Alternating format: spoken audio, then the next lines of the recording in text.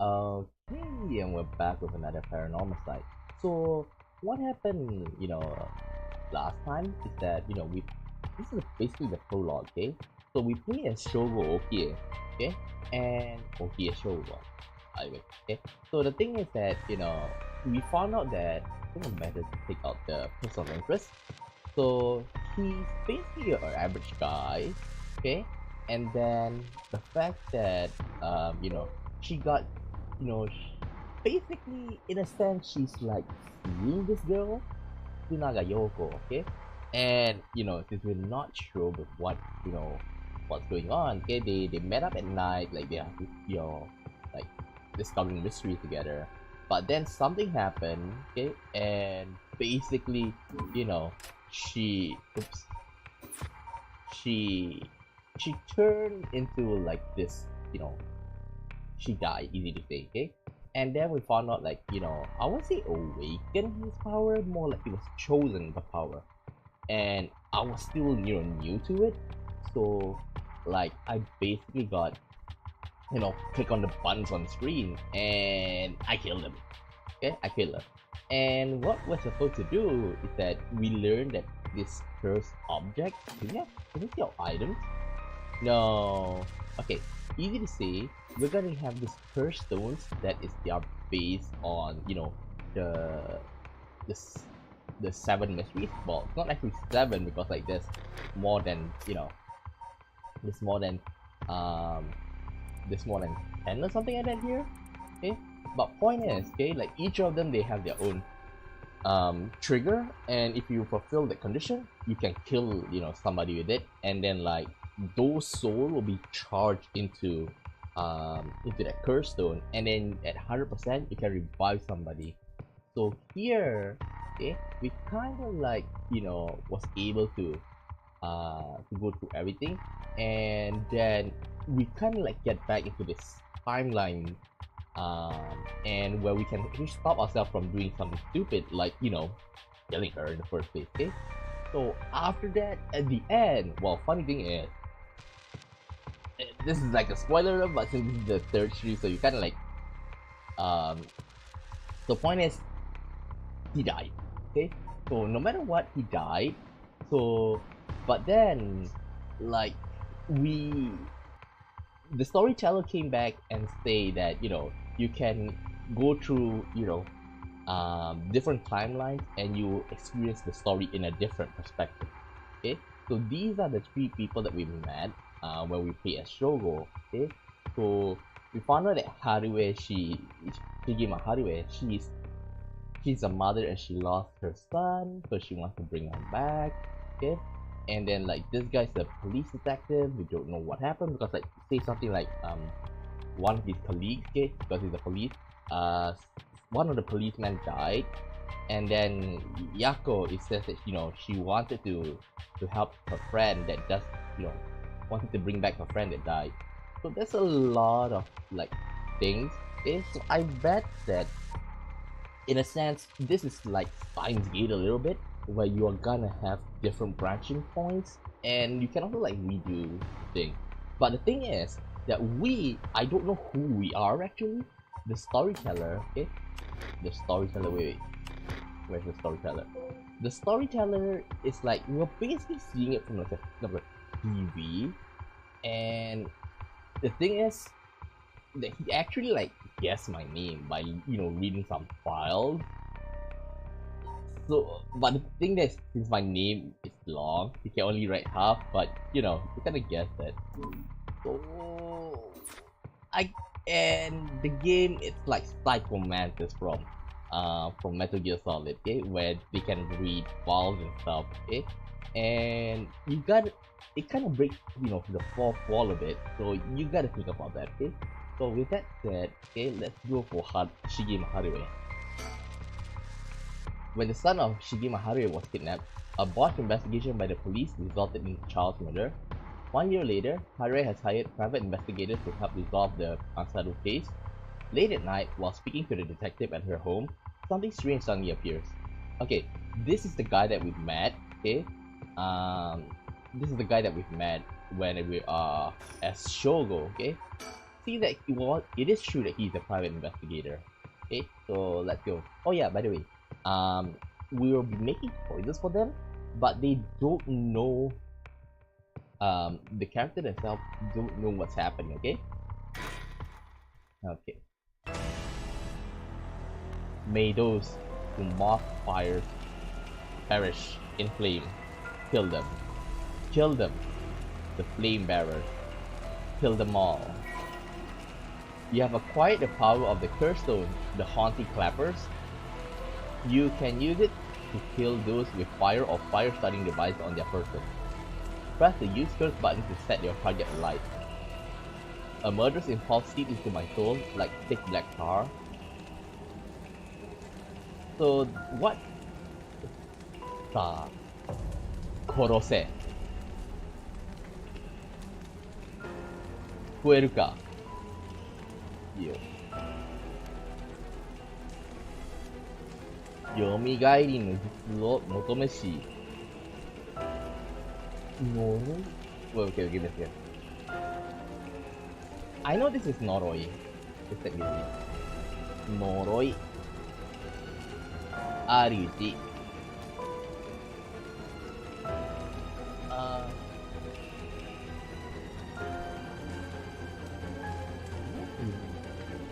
Give me a second. I can't change it. You who strongly desire the right. Like this one, it says like the curse bearer. Noroi korose. It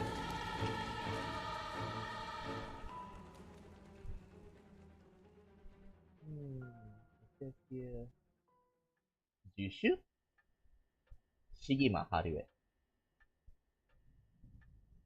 Like I say, you need to fulfill a condition for you to trigger that curse.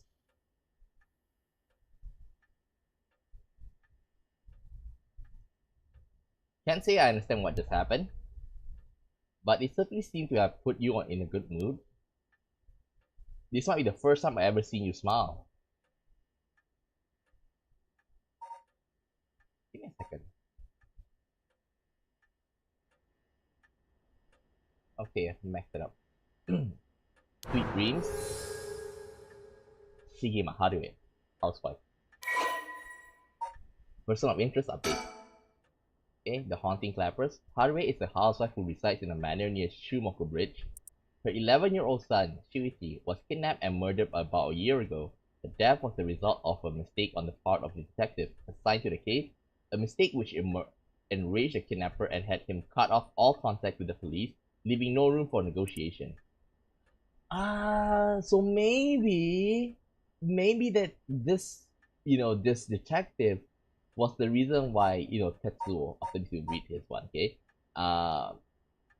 He's investigating all this.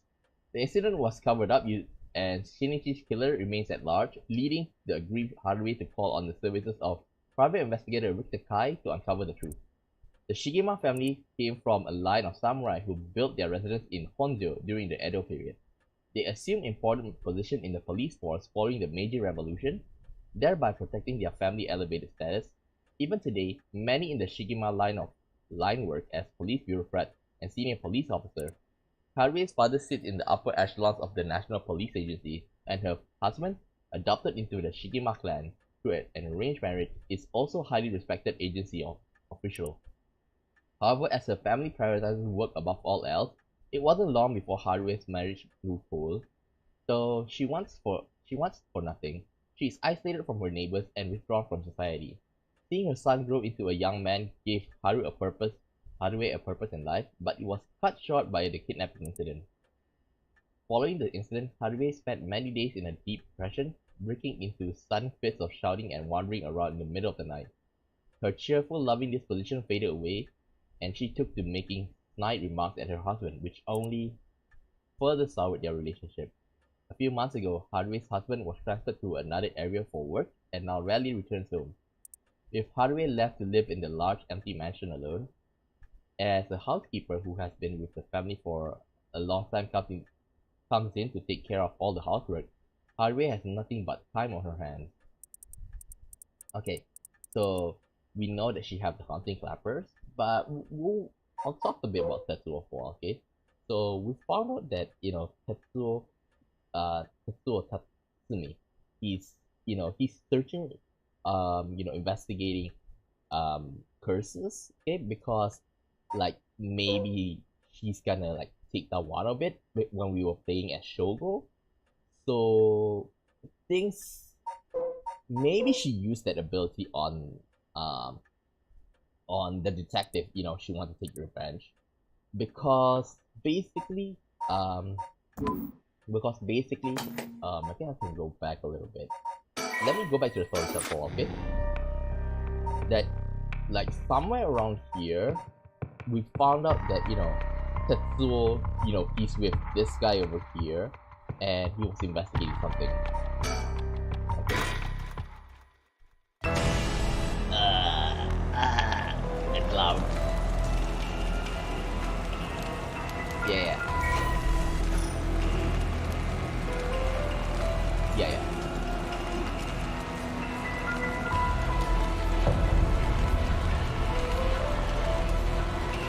Okay, we're gonna skip a bit. Back to where we were just now.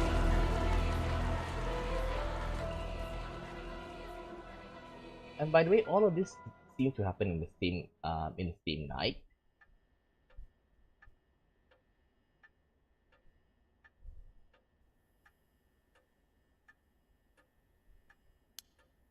Okay.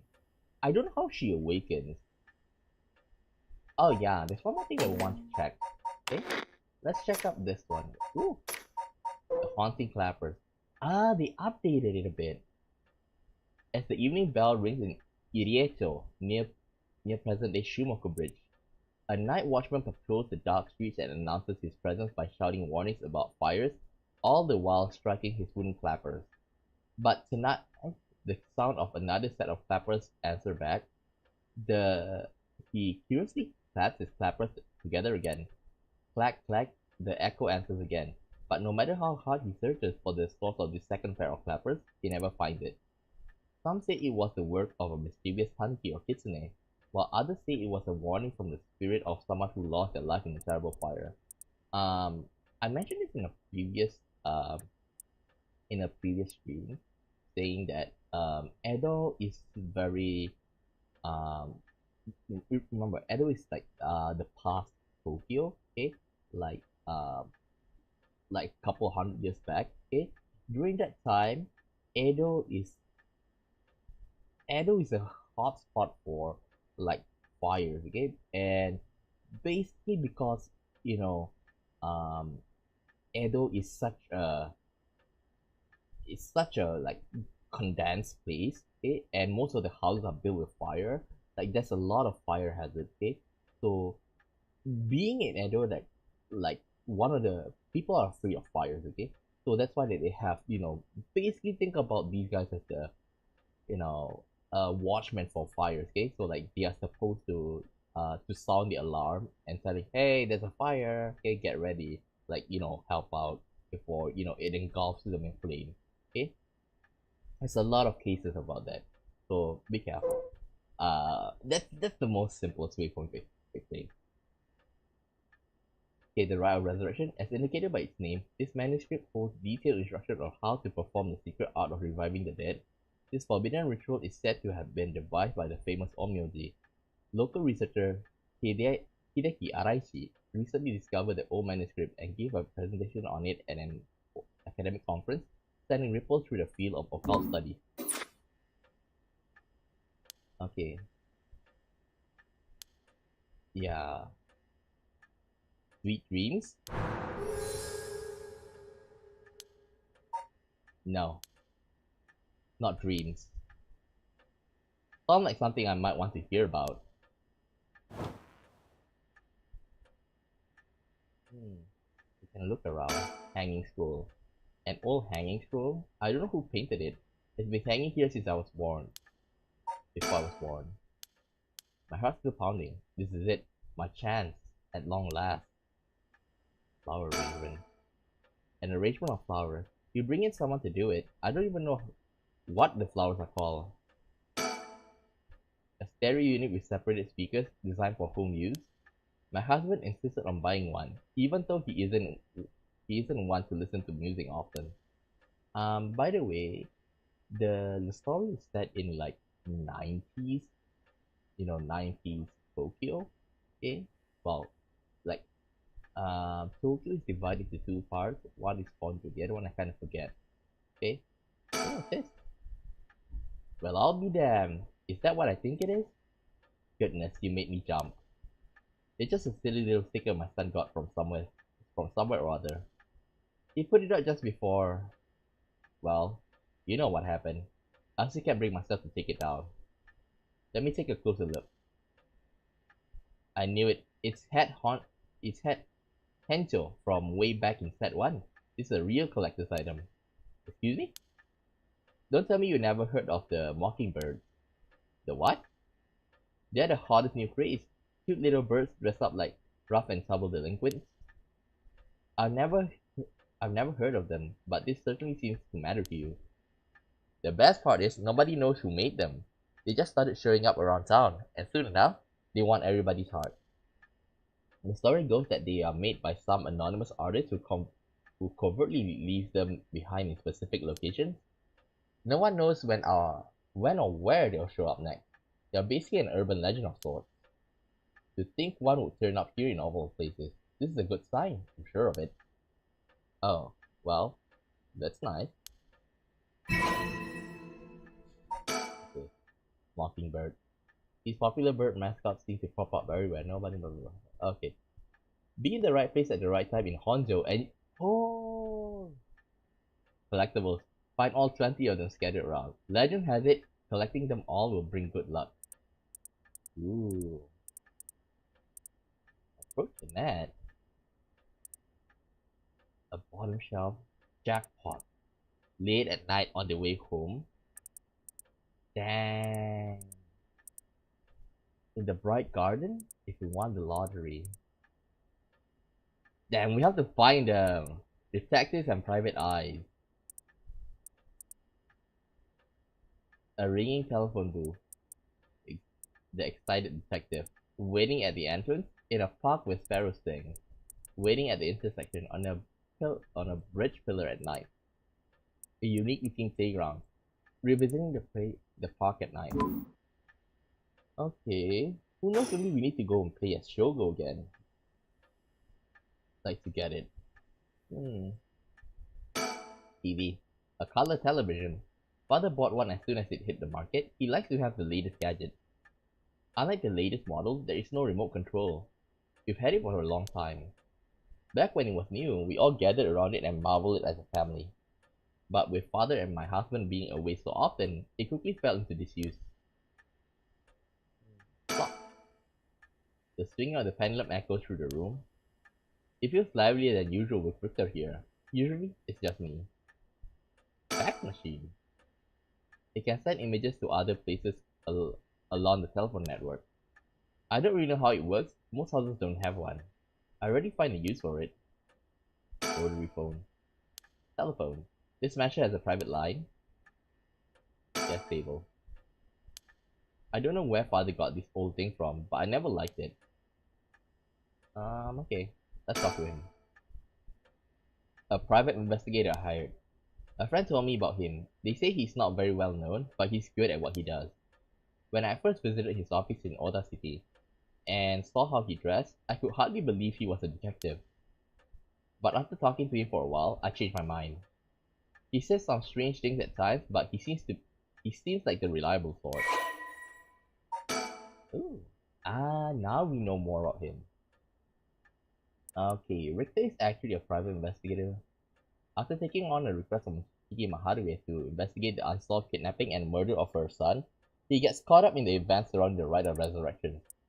Once a police officer, Richter was racked with guilt over the police's inability to help all those in need and quit the force to start his own private investigation firm.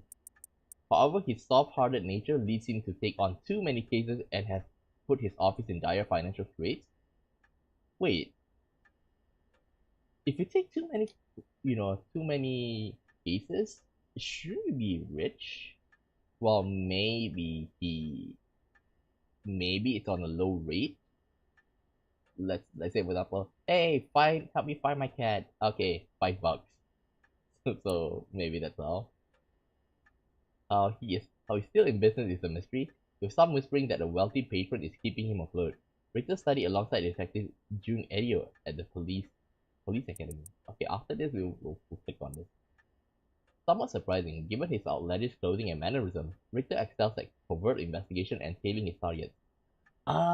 Yes, I remember because when we were as with Shogo, like he was actually like tailing after us, and that's how like um we were able to redo. But Haruwe, she was she got a jump on us, and like she knows how to trigger our curse and stuff. Okay. He probably refers to himself as an investigator extraordinaire, though that only ever succeeds at impressing himself. Richter's biggest source of happiness is nuzzling his pet female albino parakeet, Ernestine, which he keeps in his office. He also enjoys collecting mockingbird stickers, a popular line of merchandise featuring birds inexplicably dressed like delinquents, and can be frequently sighted searching around town for them. While out and about, Richter typically leaves the office, and more importantly, Ernestine, in the care of Amamori, a junior high schooler who volunteered to assist Richter after being involved in a previous case. Is oh god, maybe it's the girl. Wait, no, no, no, no, no, no, no. Wait, where's the girl? Well, the other girl that we saw. Okay. Uh, so it seems that he has connection with June. This guy here. Oh well. Huh? New file? Okay, this. That's too much. Let's just skip it, okay? So that's his PI. Oh, hello, Shayla. Okay. I'm going through this horror game. Okay. So right now it seems that the lady that we're playing, is wait. The lady that we're playing, Haruhi Shigema, she just awakened her curse echo, and we're gonna go through a couple of events for sure, because if it's the same as the previous one, this is my second protagonist I'm playing as. Wait, think? My heart's still racing. Okay, this same. Oh, thank you. Let me bring you up to speed. We were in the middle of a chat when you suddenly started spacing out, and the whole time you were grinning to yourself like you just won the lottery. Care to tell me what that was all about? Well, where to start?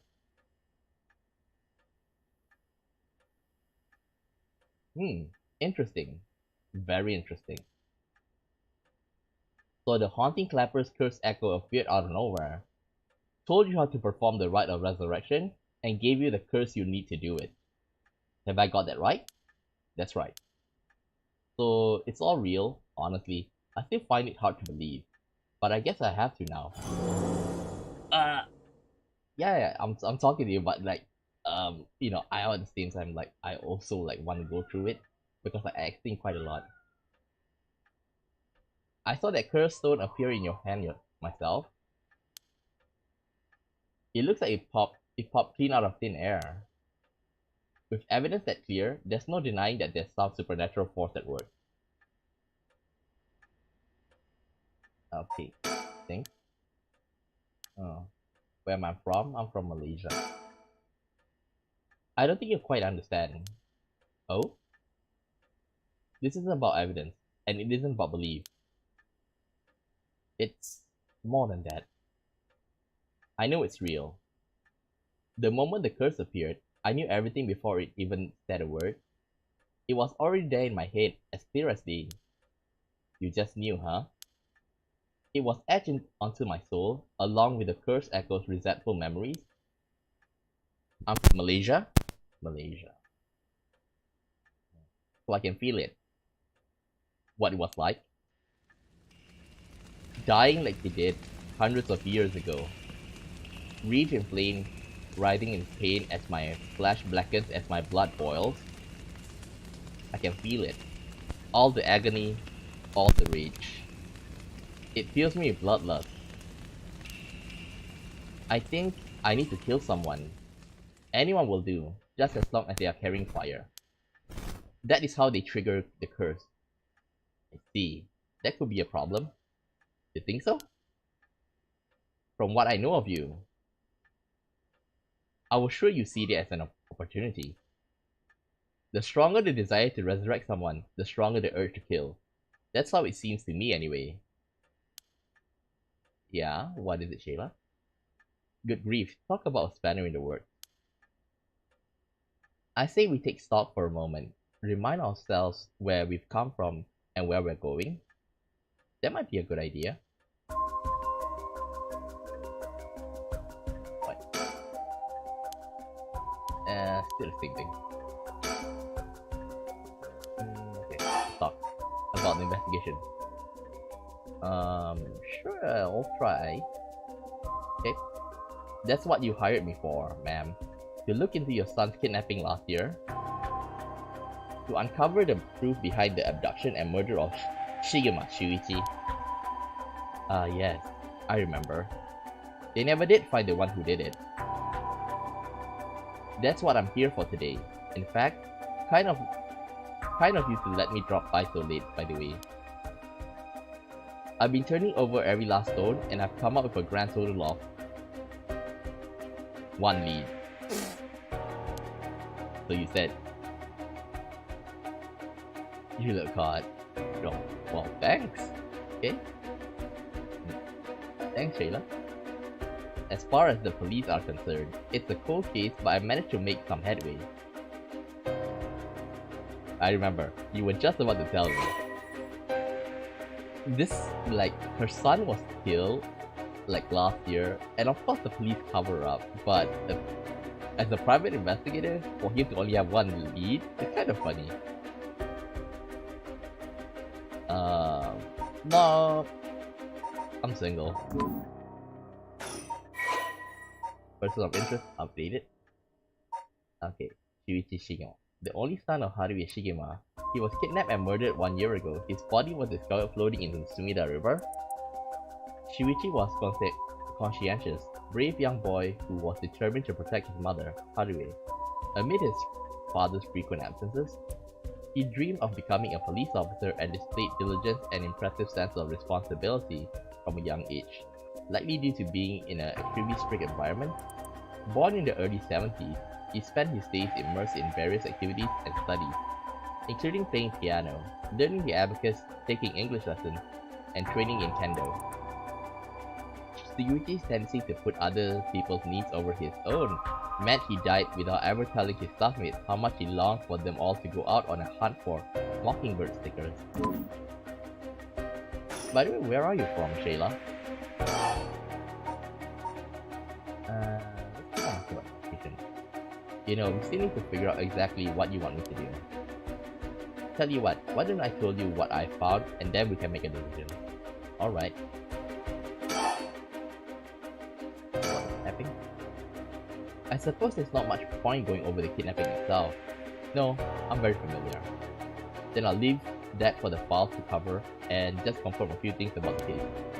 The police traced the culprit's calls back to, let's see here, northern Oyoko River, here in Sumida City. It's quite a wide area. What do you mean? Show my face properly. In the end, they never managed to nail down exactly the calls were coming from. Oh, you're from the USA. Wait, if that's the case, shouldn't it be like 5 AM or something like that? Okay, but it was almost certain the same location that Shuichi was being held captive. Since Shuichi's voice could be heard during the killer's calls, northern Oyoko River is quite a distance from Shuichi's normal school commute. Factor in that he was seen at school but went missing before he arrived at his house. It is likely that he was abducted by a car on his route home. Maybe, but exactly, Shuichi was a clever boy. he never would have gotten into a car with a stranger. That's right. I was very firm about that. I know he understood too. I even saw him warning the other children. It's possible that they forced him into the car. The only issue there weren't any witnesses to the kidnapping. You can't bundle someone into a car with that many students around and not be noticed.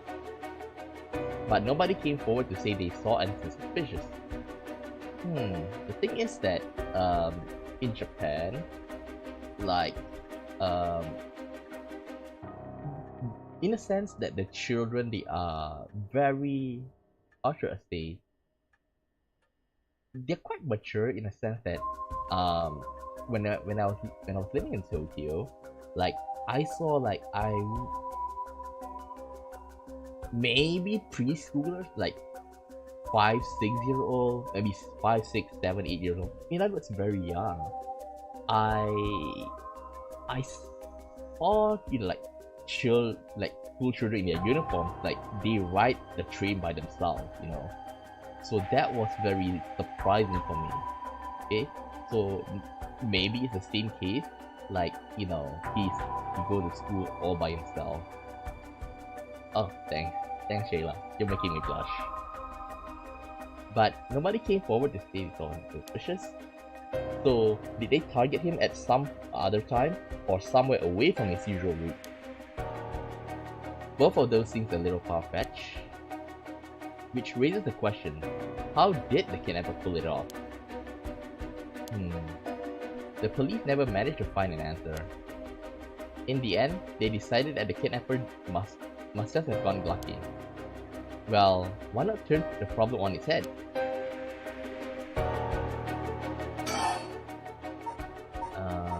Let's keep on talking about the investigation. Oh. Okay, about the Rite of Resurrection. I read about that in an occult magazine the other day. Apparently some old books show up recently with all the gory details. And they say that the rite can be found somewhere in Honjo. What's my age? Well, I would like to keep that as a secret. I remember the first time you told me about that. It felt like my prayers had been heard. Like I had hope, real hope, for the first time. Ever since the awful day, I've wondered, what if I hadn't sent him to school? What if I just paid the ransom? Not a day goes by when I don't think that I'll had something different. Not a day goes by when I don't think that I've done something differently. Shuichi would still be alive. Like it's a bit personal, so like I want to keep it secret. You can't blame yourself, man. It was the culprit's fault, not yours. So I know that won't help any. Grief is fun like that. I'm guessing that's why you're after the right. Guess I didn't need to ask. It's written all over your face. I can tell how much he meant to you. But, and this is a big but, if this rite is the real deal, using it will mean killing someone and stealing their soul. Is that a problem? If it comes to that, I'm afraid I have to stop you. But he didn't, because like, when we were playing as Shogo, like he tailed us, and then she actually killed us all. Oh, that's a shame. A shame, huh? That's all? I thought, if I'm going to be competing with other curse bearers, then your detective skills might come in useful. Do you know Korean pop? K-pop? Well, I know, but that doesn't mean that I'm basically saying that I don't. I know the genre exists, just that I'm not a big fan. You realize that you're talking about ending someone's life, right? Don't you see an issue with that? I think any parent in your position would happily kill for a chance like this. That's so? Is it? Dear oh dear. What have I gotten myself into? If it makes you uncomfortable, then you won't have to get any blood on your hands yourself. I don't need you to kill the other curse bearers. I only need you to find them. I won't be party to murder, ma'am. Not even for a client. I'll pay you. How much can I give you to change your mind? Sorry, ma'am, but not everyone has a price. I've got my policies, and I stick to them. Yeah, we've learned in the files, that he wants to help people, so taking part in murdering someone is a no for him. But I wonder what made him, want to help her. I see. I didn't realize you were so stubborn. Let me say though, it's not like I don't get what you're going through. As long as you're not killing anyone with your own hands, maybe I can help you out. What do you have in mind?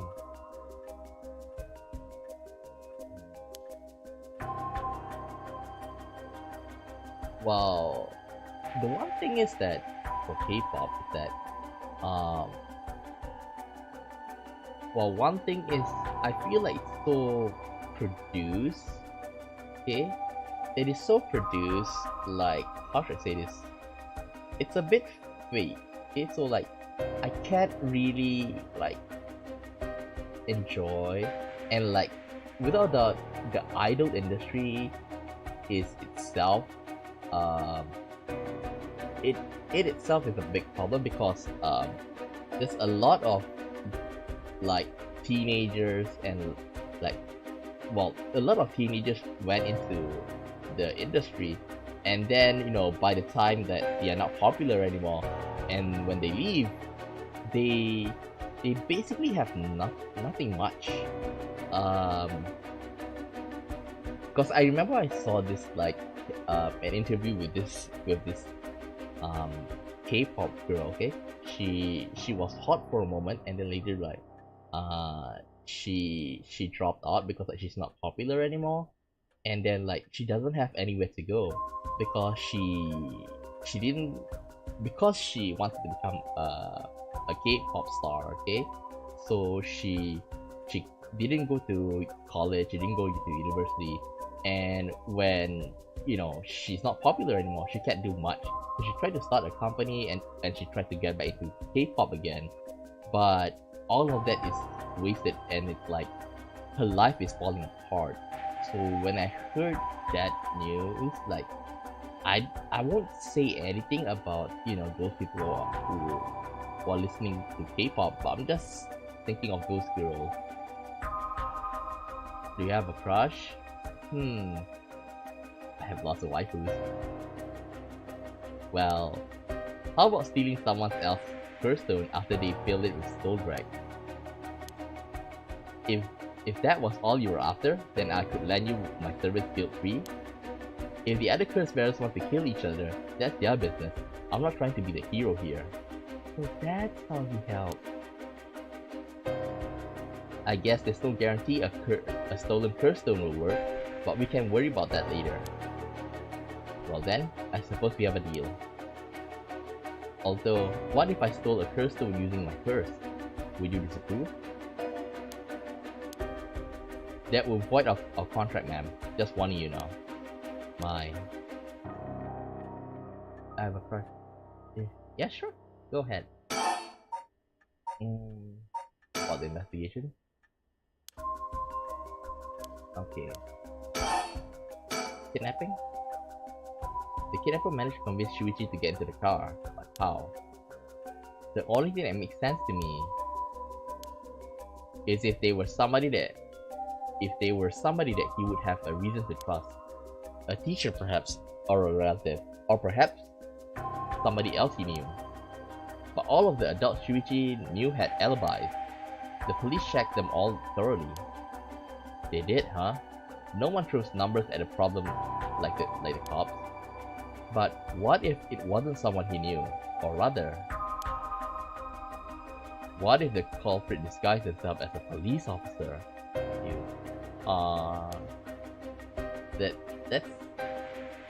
That's good. Okay. Thank you, Shayla. That would explain why he didn't find them suspicious. The Shigema family has close ties with the police after all. He would have had a reason to trust them. You might be right. But surely, that couldn't have. Well, that's the problem with the theory. You'd be surprised at how much police officers stand up. That's sort of the point after all. You're meant to be visible and a visible deterrent against crime. This one reminds me a lot about Persona 4. Because, okay, I don't want to spoil too much, but I'll just like, you know, explain what happened in Persona 4. They're also like searching for like, a murder mystery, like who killed this person. And the thing is that the culprit is in a sense a police officer, but nobody would think that a police officer would do that. So in a sense, what he's explaining is that Shayla, like, it's like, I appreciate the feeling, but just after meeting me for like an hour, like, you can't really say that, okay? Because love is something that you shouldn't just say like that, okay? It's fine if you say, oh, I love to eat chocolate and all, but when you want to use it on a person, like, I because you'd want your love to mean something. So if you come to learn more about me, then I'll understand. But since we just met like in an hour, you can't really say that, okay? Because the word love would not have meaning. Do you get what I mean? Like, you need to know a person's personality, okay, how they react, okay, what they like, what they don't, okay, and how that person behaves. Then only then you can really say that. Okay, talk about the kidnapping, but okay, let me just put it like this, Shayla. What if a guy on the street comes up to you and say, I love you? Would you take that seriously? Like, I'm not saying that you are that kind of person. I'm just saying that, we start off first and then, like, knowing each other, and after some time, then, you can confess your love, okay?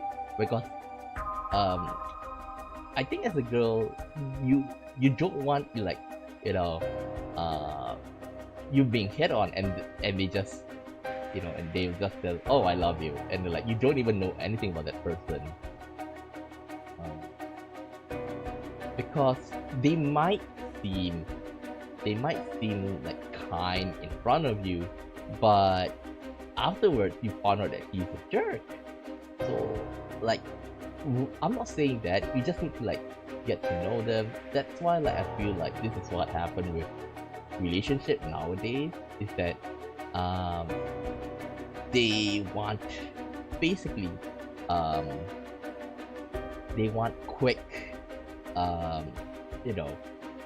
somebody to compliment them. But for me, if I'm ever really want to be in a relationship, I would really, like, go for marriage. So in other words, like, marriage in mind, like, to stay with that person forever.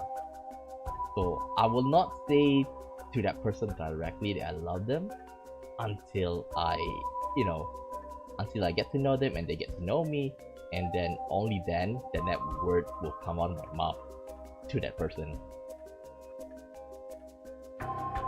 But here's another interesting little bit of trivia I happen to know. When you ask people to imagine someone suspicious, nobody pictures women or children. Even kids who've been warned about stranger danger often subconsciously expect that danger to look like an adult man. Besides, Shuichi was the sort of boy who wanted to be a police officer when he grew up. He must have had a very strong sense of right and wrong. methods, right?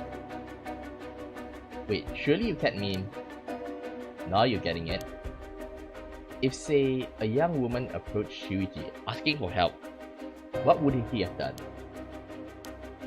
If someone like that said they were lost and asking for directions, would he have gotten into a car? He might have.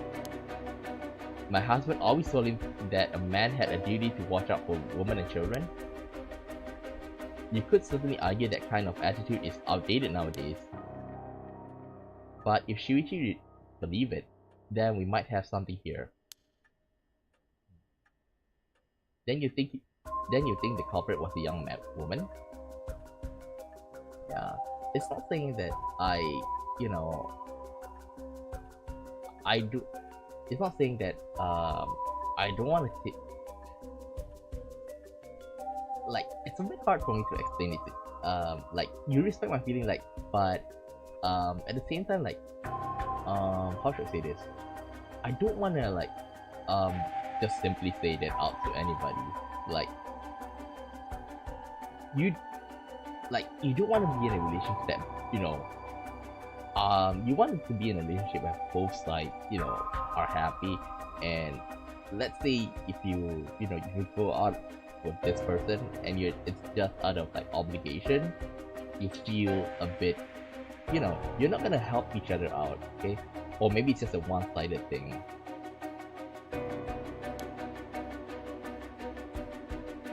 But it was a man's voice on the phone. She might have been an accomplice. Or maybe she didn't even realize she was being used. Oh, well, okay Shayla, see you next time, okay? Just that, like I say, I understand that you like my character design, but try to hold back, confessing the love. Like, after somebody, then you should, okay? Because that's not gonna lead to a healthy relationship, at the long run. If anything, that would explain why she hasn't come forward. She herself might not realize she had anything to do with the case. Oh. So the question is, did anybody see Shuichi speaking to a young woman on the day of his disappearance? See, what I said about people's biases, that goes for witnesses too. And I figured that maybe if I started asking you questions, I might get some new answers. So I spent my day asking around Shuichi's school route, seeing if anybody had seen something. And one man thought he had. Do you mean he saw it happen? Well, I can't say that for sure yet. It turned out he wanted something from me, so he asked if we could talk in private. I wonder who was it? Several hours earlier? Alright, this should do. There's no one around. We can speak in confidence. Excuse me, what was your name again? This. Jonouchi. Got it. Well, Jonouchi, I'm all ears. Just so we are on the same page. You're a private detective investigating Shuichi Shigema's kidnapping. Do I have that right? Of course. What else do I look like? How should I know what a private detective looks like? Oh, forget it. Look, I'll tell you straight. My life is in danger. I need your help.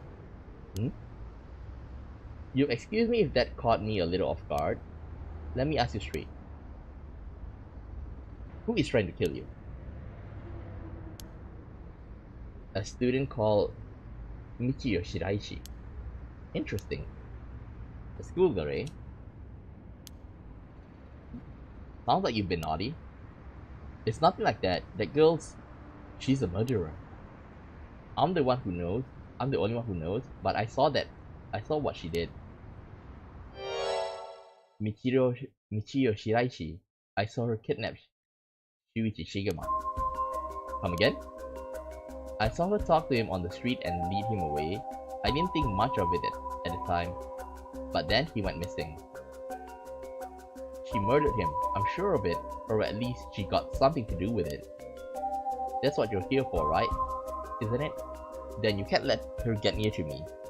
If that's true, you've been sitting on some valuable information? Why didn't you tell anybody? Well, you see... If you can't explain that, I don't have any reason to believe you. I couldn't! She told me she'd kill me if I spoke a word. You're telling me a schoolgirl had you scared for your life?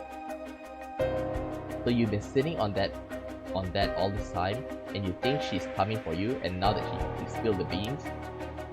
Yes, that's it. Exactly. I'm begging you, don't let her get me. Arrest her, I'm telling you. She's a demon. Well, you seem to believe what you're saying, but it just doesn't add up. How could a schoolgirl have a fully grown man so terrified? You don't know what she can do. She'll curse me. Wait.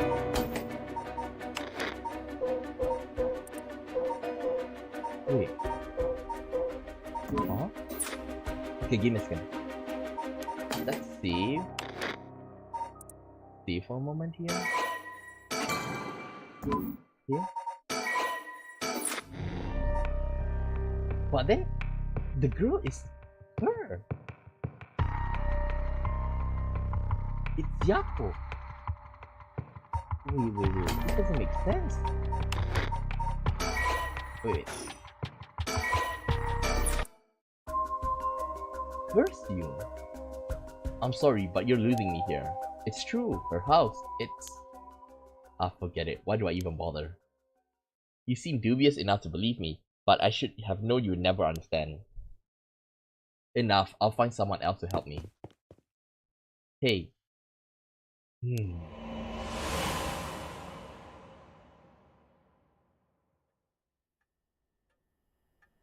And that's about the long and short of it. I can hardly believe it. At the time, I thought his mention of curses was just crazy talk. But I'm starting to see that there might have been more to it. Then, if we can just find that girl. Curse or no curse, if she was with Shuichi on the day of the kidnapping, then there's a good chance she knows something. On top of that, I did some digging on the man I spoke to. His full name is Kohei Jonochi. He's a teacher at Komagata High School here in Sumida. A teacher? Then this schoolgirl is one of his students? I think that's very likely. What now? At last we've got a lead. Hopefully it will be the breakthrough we're looking for. Okay, we're done with it. Okay. Let's talk about the curse. Before we go any further, why don't you tell me about your curse of yours? The haunting clappers, was it? That's one of the 7 Mysteries of Honjo if I remember correctly. That's right. The original story did happen somewhere near here, I think. I'm sure I remember hearing it.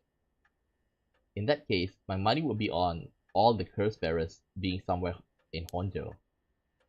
Our first move should be to narrow them down. Some of them are bound to try and come for you first. We need to be ready. The curses make their bearers more willing to kill, so an attack could come from anywhere. That sounds sensible. And if I remember correctly, your haunting clappers can set people on fire, but only if they have a naked flame or light it on their person. Is that right? That's right. In olden time, wooden clappers were used to warn people on fire. I'm guessing it punishes those who don't heed the warning.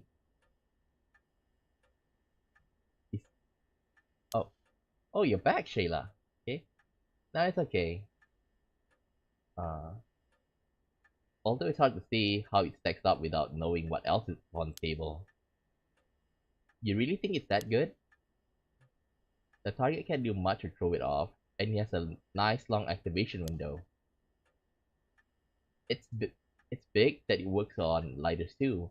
Just slip one into your target's pocket, and say that the condition were already fulfilled before they even know they were there. They wouldn't even know they wouldn't even know what hit them.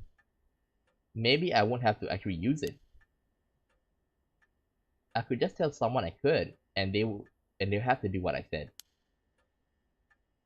Threats could work, although without any proof, it'll come down to how convincing you can be.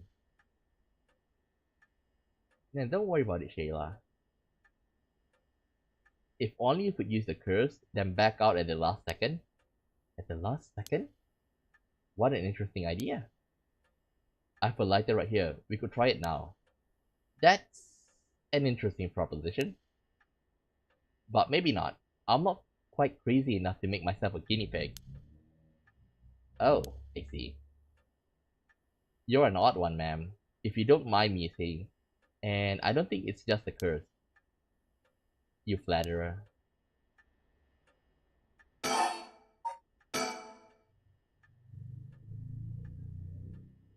Yeah, sure, Shayla. So don't like don't apologize. Like I do understand that you need to go somewhere. Okay.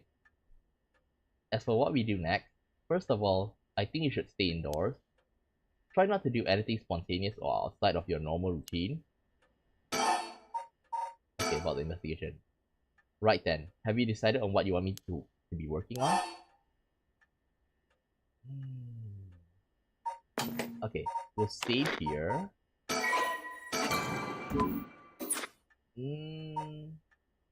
I feel like we can go for both, you know. Help me with the right and investigate the kidnapping.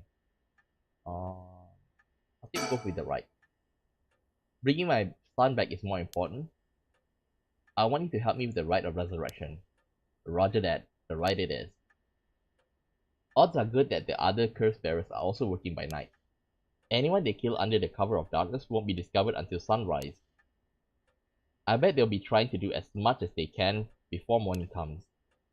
So it's settled? So it's settled then.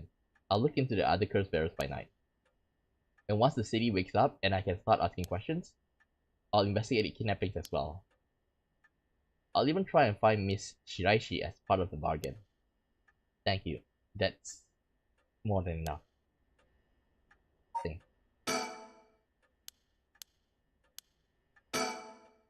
Now then. I should get to work. There's only so much time before sunrise. I'll call you if I find anything new. You stay here and keep a lookout. Alright. There's no telling what kinds of curses you might find out there on the streets tonight. Don't go outside if you can help it, and try to be ready for anything. I will. Well, if that's all, I should be going.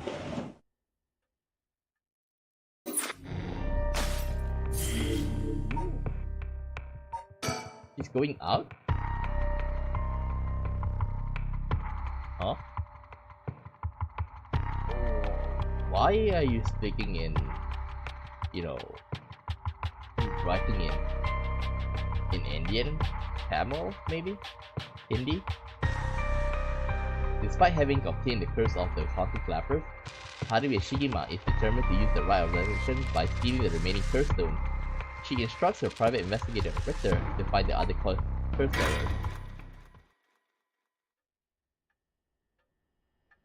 Shigima Haruhi.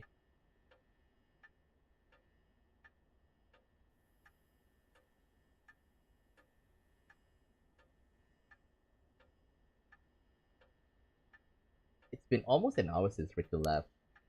He promised he'd call me if anything happened, but he hasn't. So all I can do is wait, and wait.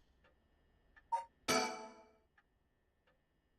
know it's dangerous to go out, but I can't just sit here and let this opportunity pass me by. I have to look for her, for Michiyo Shiraishi. Okay. Okay. So, well, okay. Hope you have a nice day at work. But first, I need to find more soul drag. What now? I'm going to leave it. How do I read it? Newspaper.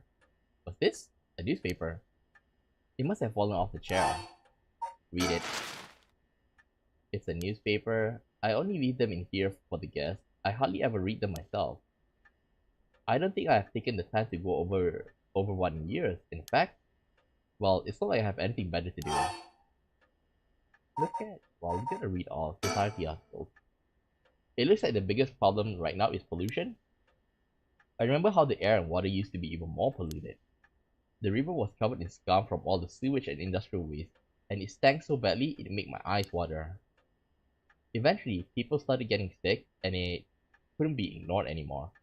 Fortunately, it's gone better since then. Although the air around the industrial district is still filthy with gas and smog. Economy article. Now that the post-war boom has passed its peak, we're moving into an era of large corporations. It's about 220 to 230 yen to the dollar. Manufacturing is on the rise and exports are healthy. Um, just up until last year, before the Ukraine war, it was basically like changing to like 1 to 1, like 110 yen to a dollar. But now it dropped to 170 to the dollar. Hmm. The dollar's down from its height, and people are saying it could fall further. In Japanese, they call it en yasu. Okay, en means yen, yasu means cheap. There's no denying how much the standard of living has improved in the past few years. It's common to own a car and a television now, and supermarkets are better stocked than ever. Culture. Now that everyone has more spending money to go around, people are coming up with all kinds of new diversions. It seems like only yesterday that people were flocking to the arcades to shoot aliens. But now, we have these enormous theme parks and gaming machines that plug straight into our television. Everyone's talking about superhero series, foreign films, and movies based on the latest bestseller. Back in my day, fusion rock and folk music was all the rage, but now it's all about city pop and idols. I find it hard to care about that sort of thing anymore. Education? Everyone attends high school now, even girls. Universal education policy, they call it. The country's gotten rich enough that every child can go to school. Education is the backbone of modern society. If you want to work in a good company, you have to get into a good university. With more people in the running than ever, the competition to get into these universities has gotten fierce though. The new generation is rebelling. Schoolyard violence and delinquency are on the rise. But my boy was too sensible to get mixed up in any of that. I don't want to read anymore. It will only remind me of him. Wait, you can read more? Television article. It feels as if the information in the world gets passed through that little black box. But father stopped them from reporting on the kidnapping back when it happened. I was glad about that. Less fuss. Now that the comedy boom is over, all the comedians are flocking to other genres. The occult seems to be really popular at the moment. Look at these paranormal specials. So let's read up. I hear the new big thing is some mascot line of delinquent birds. Mockingbirds, I think they call. Was that what Richter was talking about? Trends seems to have such short shelf life now, with how quickly the times are changing. I think I'm just too old to keep up anymore. It's young people who are leading the way with their modern worldviews. My generation will only fall further behind. Although with everyone flocking to the city, land prices are skyrocketing. Nowadays, most people can only dream of home ownership. The city center is going to be nothing but apartments before long. I'm not exactly a businesswoman, so this is all feels like another world to me. If there's one thing Honjo never wants for, it's horrific crimes.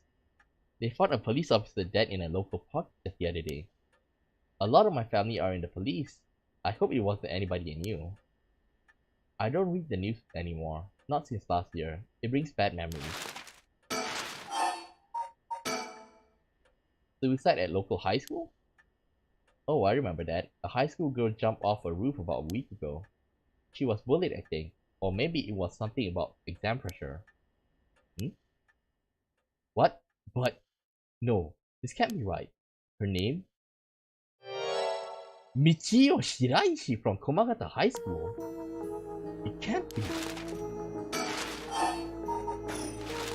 Oh god. Michio Shiraishi, the same girl who witnessed my son's kidnapping, committed suicide last week. But that means... Mr. Jonoji was terrified of someone who had already died? Is that what he meant by a curse? I can't work this on my own. Maybe Richter will know. Why won't he call? Oh, I haven't left it. Oh, I haven't left it off the hook, have I? Rotary phone. I'm waiting for Richter to contact me, but he hasn't. I made sure the receiver is on the hook. He'll ring as soon as it's called. Ah! That must be him. Answer. Hello? Shikima residence.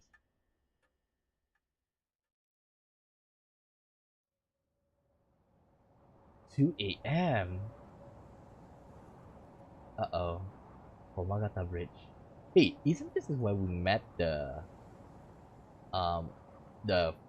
food washing thing? Ritter called me out to meet him, and we came here to Komagata Bridge.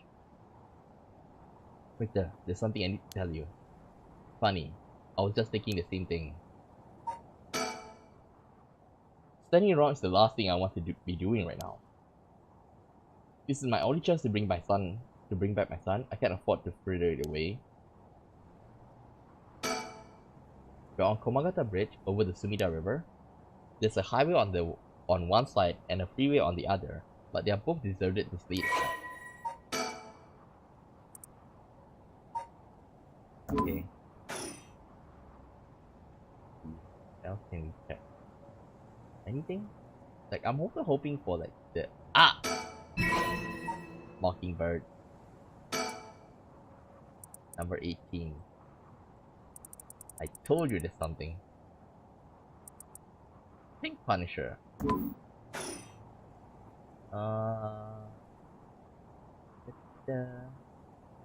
Nothing. Nothing.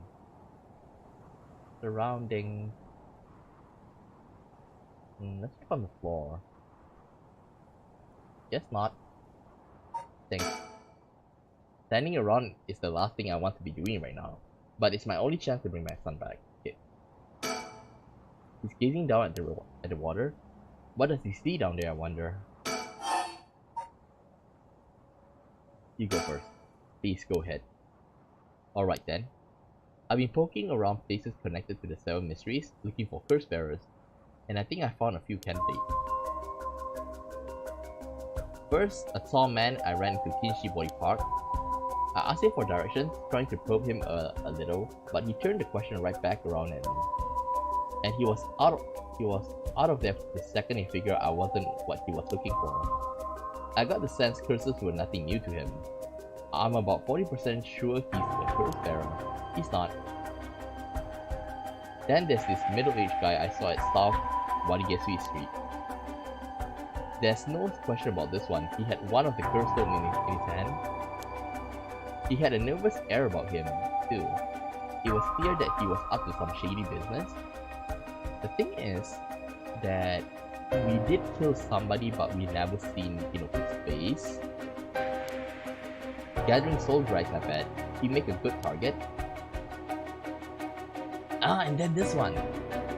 Oh, at the Ryogoku Bridge. Next up is a pair, a young man and woman I saw around Ryogoku Bridge. This time, the man came up to me and asked flat out if I was a curse bearer.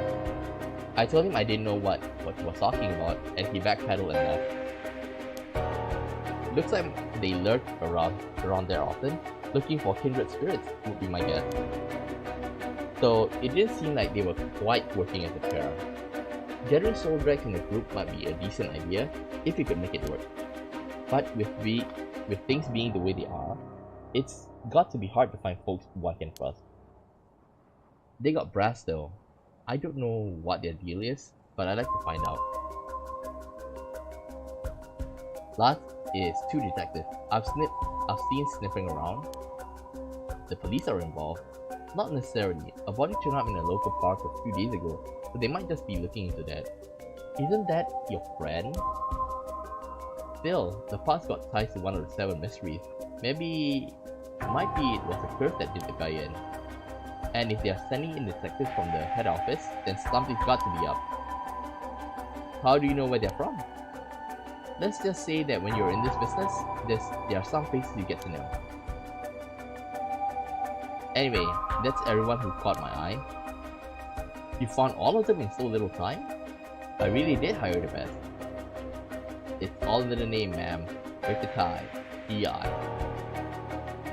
No wait, make that Richter Kai an ambassador extraordinaire. My, an investigator extraordinaire. Is that why you can dress like that without drawing attention to yourself?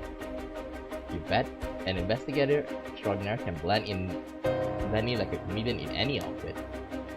Well, that aside, the middle-aged man and the young couple is called the most promising, am I right? Whichever we pick, it's still too early to make a move. It seems like the curse bearers are less involved with each other than we thought. Plus, there are still others we don't know about. I say we hang fire and see how things plays out. Once more bodies start showing up, they'll get the pot nice and hot. And once it's boiling, our chance will come.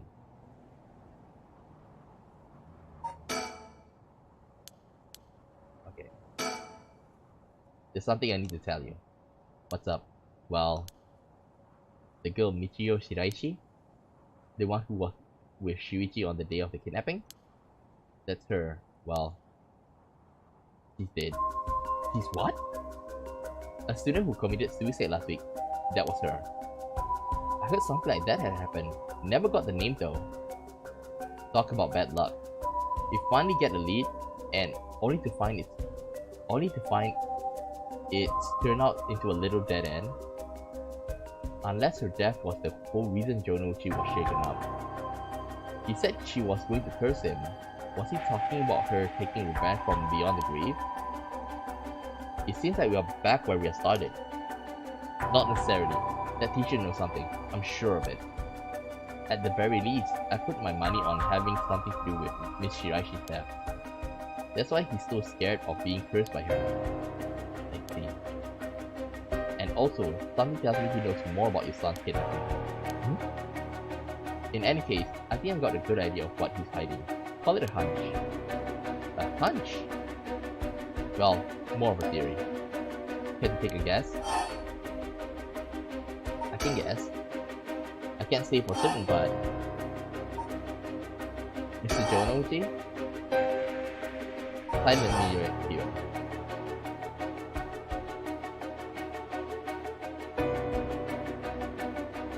For blackmail. What if Mr. Jonouchi suddenly accused Shiraishi for blackmail? What do you think? Exactly my thinking. Yes! Jonouchi knew about Miss Shiraishi's connection to the kidnapping, and he used that to blackmail her into doing his bidding. He made her feel so trapped, she took her own life to escape. That's my read on it. How despicable. Well, it's just a theory. A murder theory. Right now, I think we need to have another chat with Mr. Jonouchi.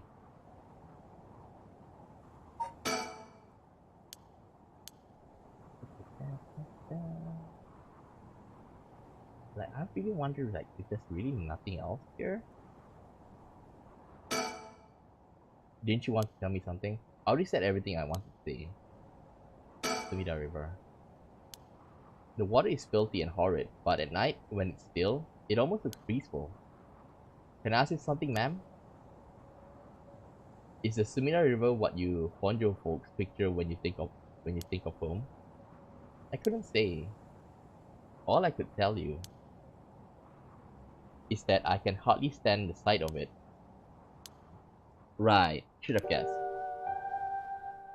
This was where they found him, where he went missing. All alone, floating in that horrible water. All I can think is how scared he must have been. How cold he must have been. What did he ever do to deserve something so awful? I've come here every day since then. And I prayed to the river to give him back. To give me back my son. Day after day after day. You know, in olden times, people believed rivers marked where our world would meet the next. So the act of crossing the the flowing water had a huge amount of spiritual significance. Back when Edo was founded, the people of Shuo saw Sumida River the same way. They associate the far side of the river with the afterlife, the same place where would later become Honjo. All their fear and revulsion accumulated there and took root. But then, the Ryogoku Bridge sprang up after the Great Fire of Meireki, and just like that, Honjo was part of the city too. And as it turned from farmland into a town, the people surrounding it with man-made rivers and crisscrossed it with canals and waterways. Weren't those to prevent flooding? That's what I was told. They were, but that's not all they were for.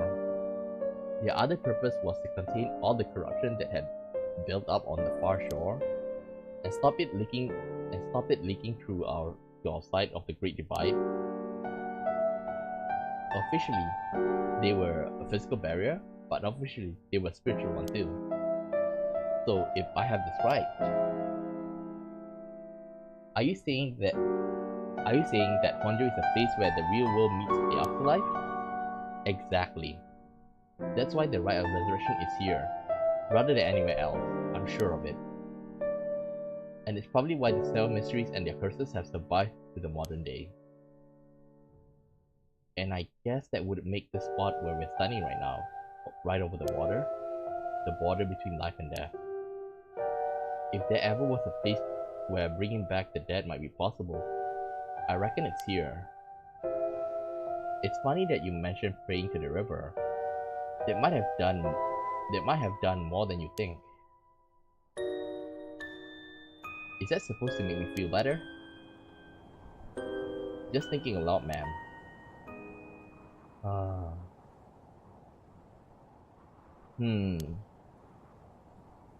Well, it's a nice thought. Sumida River. A Class A river that is part of the Arakawa river system, which runs through much of eastern Tokyo and empties into Tokyo Bay. During the Edo period, Sumida River banks played a key role in transportation of lumber and use for construction. In addition to its logistical importance, it was also a place for the common folk to gather and enjoy activities such as seasonal flower viewing or river bathing. There exist many woodblock prints depicting such activities. The area became plagued with sewage issue when the surrounding environs were industrialized in the post-war period, but the situation has improved since. Many unique bridges span the Sumida River, including the Ryogoku and the Azumabashi bridges, which attract a large number of visitors as sightseeing spots. Massive fireworks displays in the summer are also always sure to draw a crowd. The river has served as a cornerstone for both the city and its people, having both aided in its development, serving as an inspiring backdrop for countless works of art and literature. Okay, let's go. Didn't you want to tell me something? I've already said everything I wanted to. What now?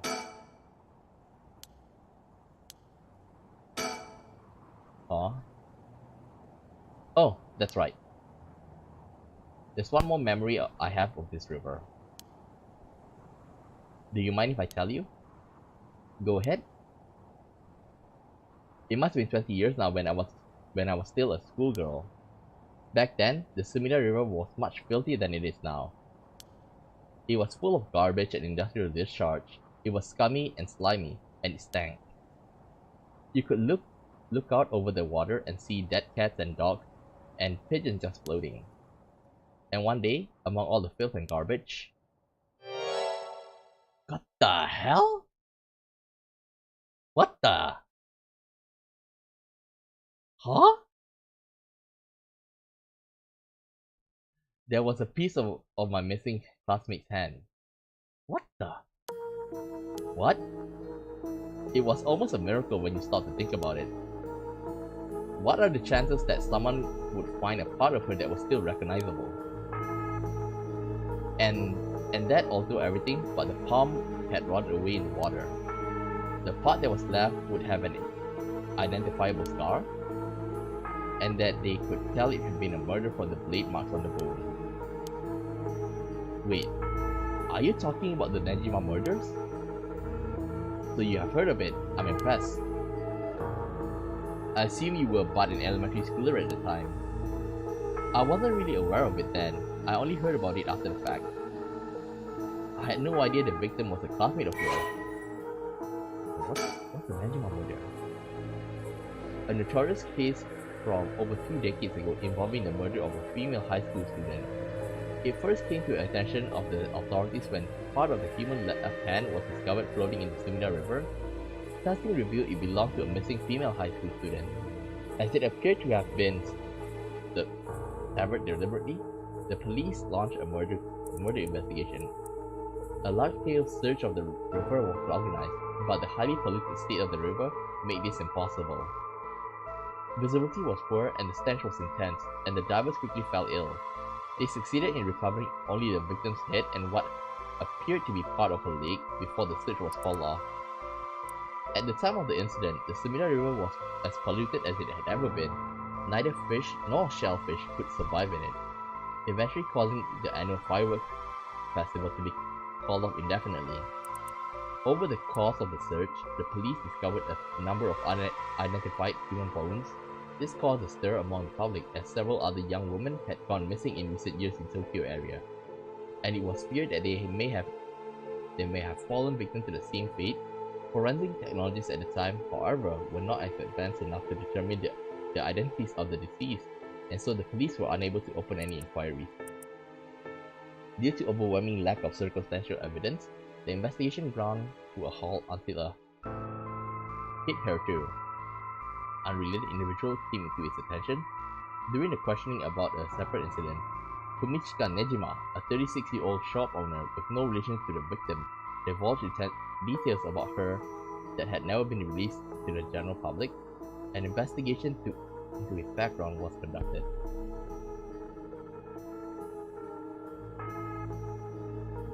Leading into his arrest. Nejima testified that he had snatched his victim from the street and confined her into an underground storeroom in the shop, which also served as his living quarters. He chose her for no special reason, but simply decided she was an opportune target on seeing her walking alone at night. After keeping her locked up for several days, he restrained her. Oh my god! Sewed her mouth shut and severed her fingers and toes with a box cutter while she was still conscious. As she screamed silently behind the steel lip, she proceeded to her wrists, her ankles, her elbows, her knees, working his way inwards slowly and methodically.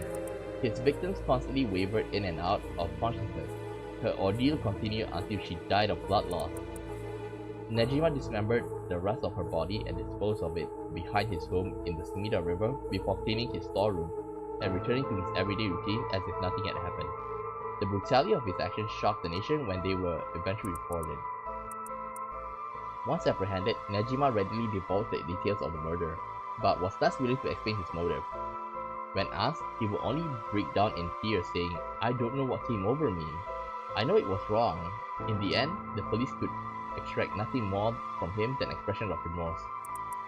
Although the efficiency of his methods strongly suggested he had committed similar crimes in the past, no corroborating evidence ever came to light. Nejima was sentenced to life in prison at his first hearing. The sentence was imposed with no appeal from the defendant. Give me a second, I want to check if this is true. Nejima murder. Let's see. Nejima murder.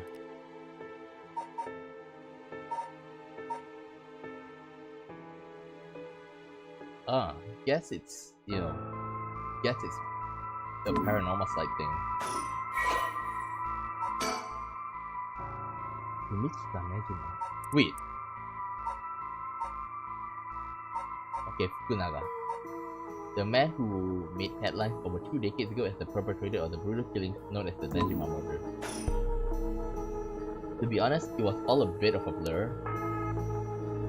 A wave of chaos just parting around me. Something like that.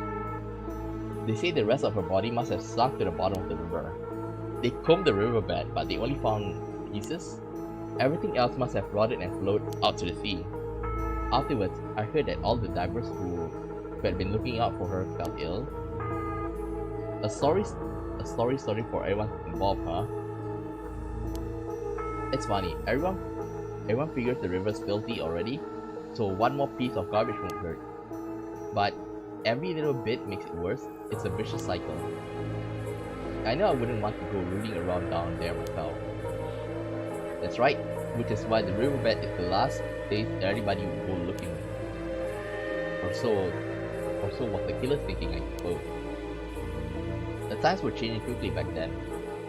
Things were confusing, everyone seemed to be in a hurry. Young people were moving into Tokyo in droves, some even ran away from homes to make it in the big city. And they made easy target for bad people. A lot of them ended up disappearing without a trace. You see, back then, if you chopped the body into tiny pieces and throw it into the river, it would rot quickly and discreetly and sink to the bottom, never to be seen again. You sound like you have experience doing this. Are you saying what I think you're saying? They arrested him shortly after for Michika Nejima, the man who killed my classmate and cut her into pieces. He was so methodical about it, it couldn't have been his first crime. And people began to wonder how many other girls he had murdered the same way. The police never found any evidence of other murders in the end, but the river knows the truth. How many corpses has it swallowed up over the years, I wonder? The same thoughts spread through everyone's mind, and they started to avoid this area. So really, this river has been racked with corruption for decades now.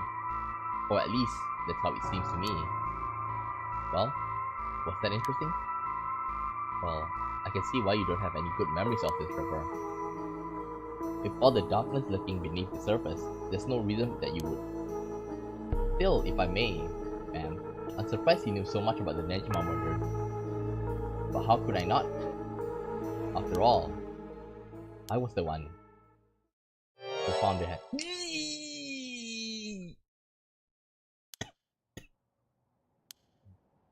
The police actually wrote me a thank you letter.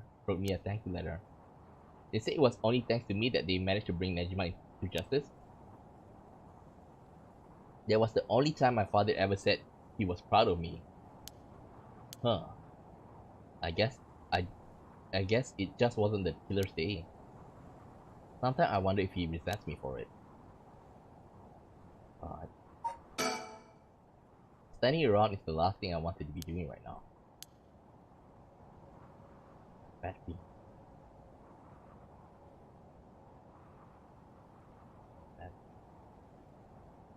Bad feeling.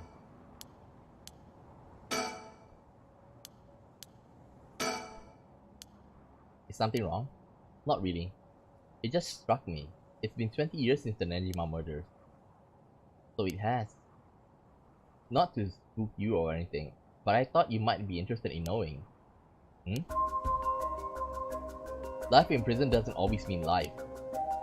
There's a precedent for the first-time offenders being allowed on parole after 20 years. Wait, are you telling me that he's out there? Once they are found to show remorse and the desire to reform themselves, of course. That's right, I'm impressed you know so much. Still, it's hard for someone with a criminal record to reintegrate into society. I hear they've been trying to fix that recently, matching inmates with jobs and accommodation. Oh really?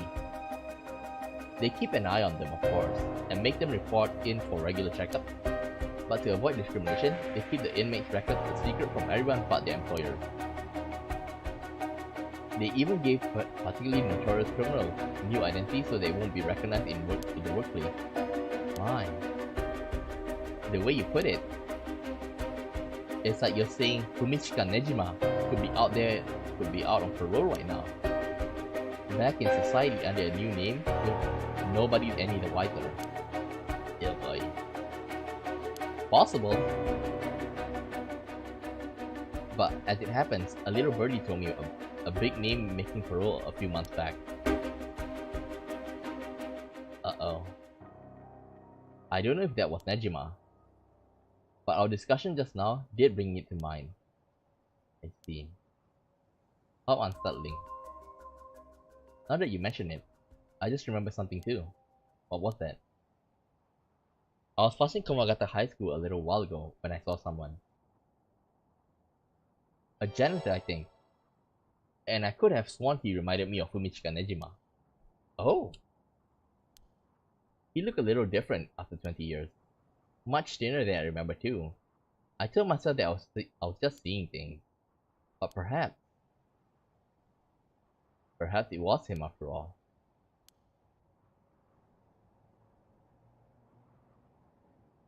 So, what's next? The big question now is what the rest of the curse bears are up to. Luckily, the Sumida River is a good distance from any of the Seven Mysteries. It's unlikely the other curse bearers will come all the way here. I can finally have a moment to think. I see. Alright. Oh, plan? You cannot you cannot currently progress any further. Once your situation has changed, like resume to try again. Pressing suspend will change to the story chart. Okay. Well, let's check out this guy. Let's see, what time is it? 1.5 hours. I can go a little bit more. Tetsuo Tsumi, Chief Inspector of the Metropolitan Police Department, First Investigation Division, is investigating the mysteries of a fellow officer. He visits the scene of the incident, the former Yasuda Gardens, with his subordinate, Jun Edio. Well, Edio Jun. Tetsuo Tsumi, 11 p.m.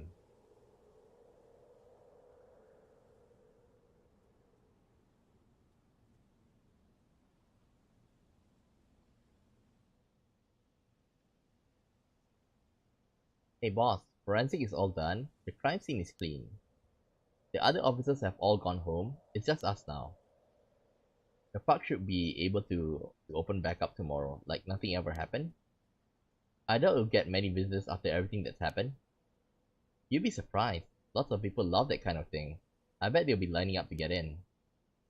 Occult stuff is really popular right now. Didn't you know that, boss? Sounds stupid. Well, it's not exactly rooted in science, but if ghosts really did exist, we could just ask them who the purpose. Somehow, I doubt it'll be that simple. Oh, but you know, I've heard that high school girls are really into spirit board things these days. Supposedly you can call on spirits and talk to them by using a board with letters on it. Wouldn't that be something? You can try it out yourself if you're so interested. Hey, that's not a bad idea. Let's give it a go sometime, boss. What now? Stop messing around. You really think we're gonna solve the case by moving a coin across a scrap of paper? Sounds like you know all about it. We gotta be open-minded. What if that's how police work is gonna be from now on? Don't make me laugh. Third one. Kokui-san. Due to the cult craze. This is called, well, Kokui, if I'm not mistaken. Listen up, Ariel.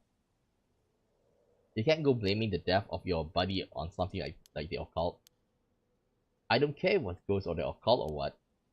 Whoever or whatever it was that did this, I'll get them. I promise you that. Well, you got the right attitude, but we don't even know who this murderer is. Biases weaken our judgment. Get too fixated on one thing, and you stop seeing anything else. Aye aye, boss. So, now that we've finished investigating the scene, let's review what we know. Now, it's getting late. I figure we head straight home from here. Come on, we've got to go all over the info we gathered. And what better place to do that than here at the scene of the crime where we can soak up the atmosphere. Soak up the atmosphere? The hell is there to soak up? You must be really into this occult stuff if you get off on being a place like this. Wait, You mean being somewhere like this doesn't get your blood pumping? No way. No, no, don't turn this around. Don't don't turn this around on me. I'm not the weird one here. Right. Ugh, fine, let's get this over with. Aye, aye, boss. I've got a bad feeling about this case, and my gut is really wrong. I know this would be a treacherous case from the moment we were dragged into it. The former Yasuda Gardens here in Yokohama Ichinome were originally built as part of the daimyo estate back in the Edo period. The park became a city property a number of years ago and underwent extensive renovations. There's not a soul around at this time of night. Quiet doesn't even begin to describe it. This is where the victim was found. Well, it's clean now. It's almost feels like nothing happened here at all.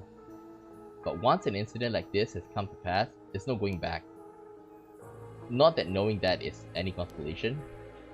Let's see if there's anything.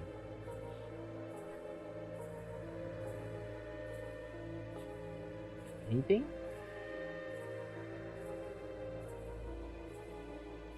Well, I think there's nothing. Well, let's look at the pond. This pond, they say it used to flow into the Sumida River, but the river became so polluted that they cut it off.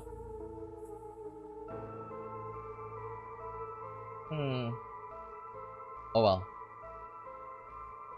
Let's talk. Jun Erio, a detective in the Tokyo Metropolitan Police Department, 1st Investigation Division. His rank is Sergeant. This is his first time leading a case. It's like he's graduated from a rookie to a newbie. He looks put together on the outside, but acts like a kid most of the time. Honestly, the force could use more people like him. About the case.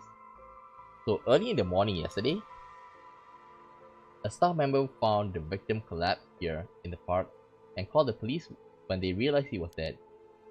While there were no obvious external wounds, the fact that he was a police officer and the evidence of struggle means that it's likely that this was a murder. He was killed by a curse. Look at the eye. The Sumida office sent it over to us, then it involved the death of an officer, and we're tasked with the investigation. And what we need to do is figure out what happened and whether there was foul play involved. I think that about sums things up. What? About the case. Wait.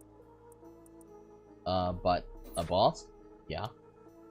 Is this case really important enough to assign to someone from the investigation division?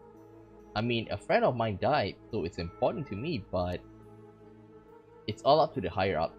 I'm sure they've got their reasons. Boss, you know something, don't you? It'll all become clear in time. Try not to worry about it too much.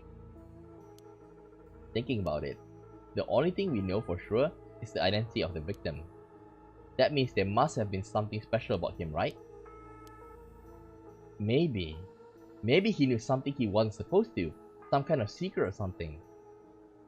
Wait, could it be that that guy know, what happened to... Yeah, I'm still alive. Let's see. Maybe that person know about the kid. Maybe, because remember they say something like her family was have roots in the police department. Isn't that right? You're pretty sharp sometimes, you know. If you picked up on that, you should be able to put the rest together yourself. Think. I got a bag. Right now, it's 7:40 p.m. About the case. Well, it's our duty to get to the bottom of a suspicious death, especially one involving an officer. About the victim. The victim is Hajime Yoshimi of the Juvenile Division of the Sumida City Community Safety Bureau, 27 years old, single. He mostly dealt with cases involving juveniles and education. His rank was a senior police officer. or eat or something. Yeah, like I'll eat in a while because um like after I found a good place to stop, maybe like in 20 minutes or 30 minutes or so. You know him well, don't you? What was he like? Yes, we were in the academy together. We still went out for drinks together every month or two. He could be a little rowdy, but he was like a big brother to us all. He was kind and cared about his friends. For better or worse, he wasn't the uptight type of a cop. The man always showed empathy, and I heard he was popular with the locals for it. He treated each and every troubled kid he met with compassion.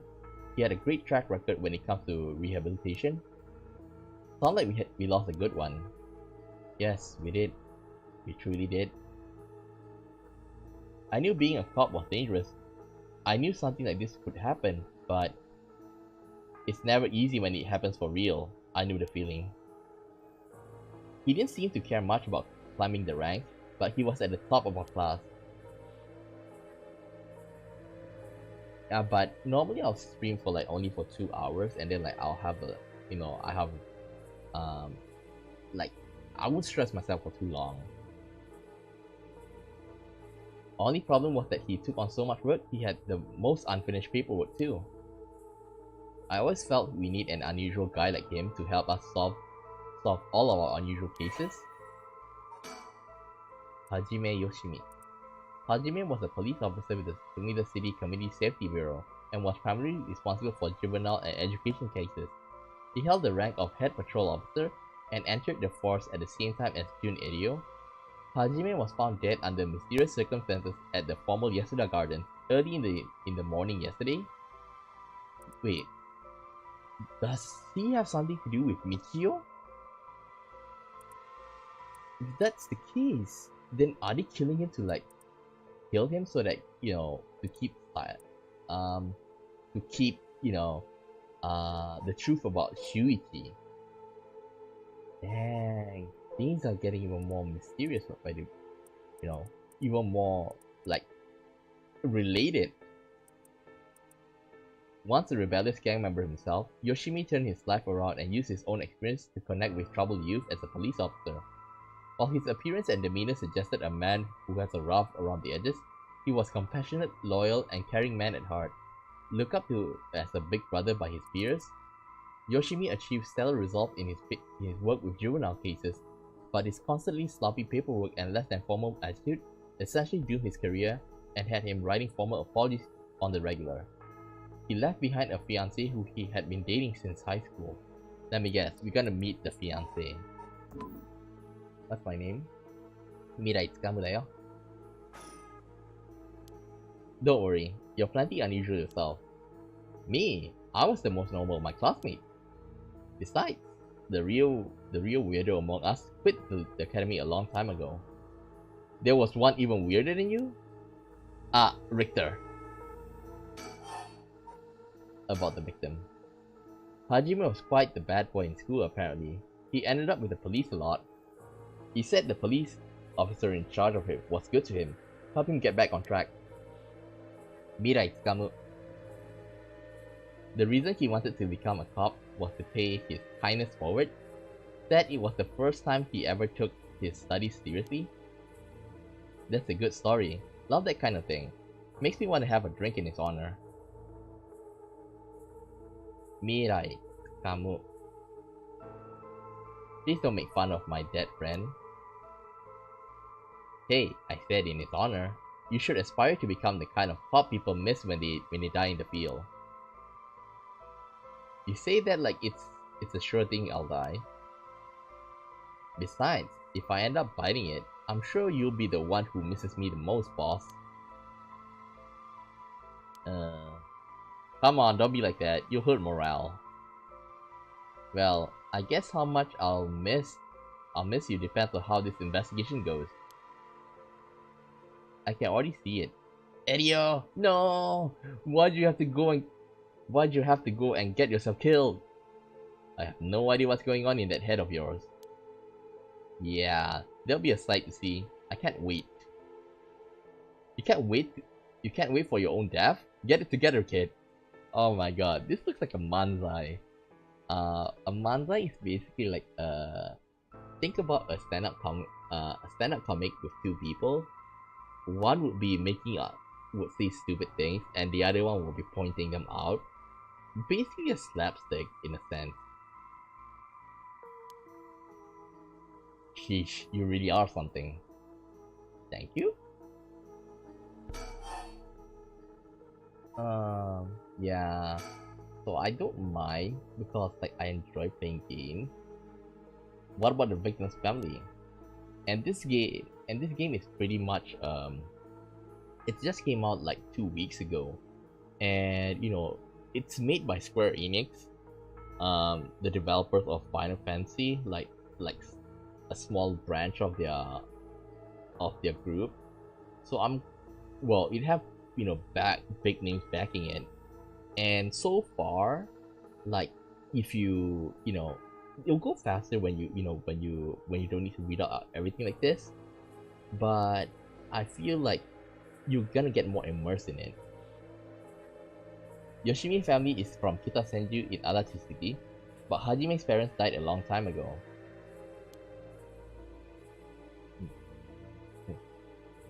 Sexy. Thank you. Okay, he lived there all alone, no sibling or anything. Yes, Shayla. I went to his house a few times for drinks. I was surprised it's this huge, odd-looking place. Like, the kind of place that seems super haunted. By the way, Shayla, you said that you were going to work, but you came back like within less than an hour. So, if you don't mind me asking, like, what do you do for work? If you don't want to share it, you can just say that it's a secret. And he lived there alone? It looked like the home of an old noble family. It was hard to imagine him being such a delinquent living in a house like that. That's the bias I was talking about. If he's from an old family, I'm sure things were complicated. That's a bias too. He never talked about any of that, even when we were drunk, so I don't know much about it. Oh, one more thing. Yeah? Hajime was engaged. He'd been seeing his fiancée ever since they were in school. Over 10 years. They just started talking about getting married. Okay. Okay, Shayla. What was her name again? I'm in a bus. Ooh, okay. Like, so you just got off work? He showed me a picture once. She was a beautiful woman. That's so. How terrible for her. But she may know if there had been anything going on with him lately. We should speak to her. Yeah, his fiancée may have been his only confidant. I'm sure someone at the Sumida Police Department has already contacted her. I'll look into it tomorrow.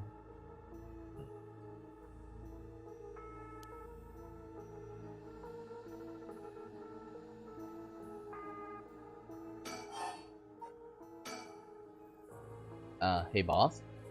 I looked into the case Hajime was running. Oh great, that's the kind of stuff I want to know. What was Hajime working on the day he died? Well, according to his report from the day before, he had 2 cases involving juveniles. Uh-huh. The first was the suicide of a high school girl who jumped off a building in Kamizawa last week. Yeah, I did hear about that. Please what? Please tell. The girl's name was Michiyo Shiraishi. She was a second-year student at Komagata High School. But it seems that as though Hajime had contact with her even before this incident. Tell me. Oh, like I say, it's a secret. Like, I don't want to share that. Okay? So she'd been in trouble for some time. That's the thing. About a month ago, he happened to see her walking around town. She looked upset, so he struck up a conversation with her. He was sure there was something bothering her, but she wouldn't tell him what. Must have been trouble at home. That's what he thought too. It seems he visited her home and spoke to her parents, but They said there was no problem, so there was nothing else he could do. And now she's dead. Then it's possible that he could have prevented her suicide then. He must have been devastated. And that's why he was looking into this Michiyo Shiraishi again. He must have thought that something terrible had happened that drove her to end her life. But ultimately, he never reported the findings of his investigation. I see. And you are thinking that it may have had something to do with his death? We'll have to find out what it is Hajime discovered. Right, let's check with the Sumida Police Department about that tomorrow too.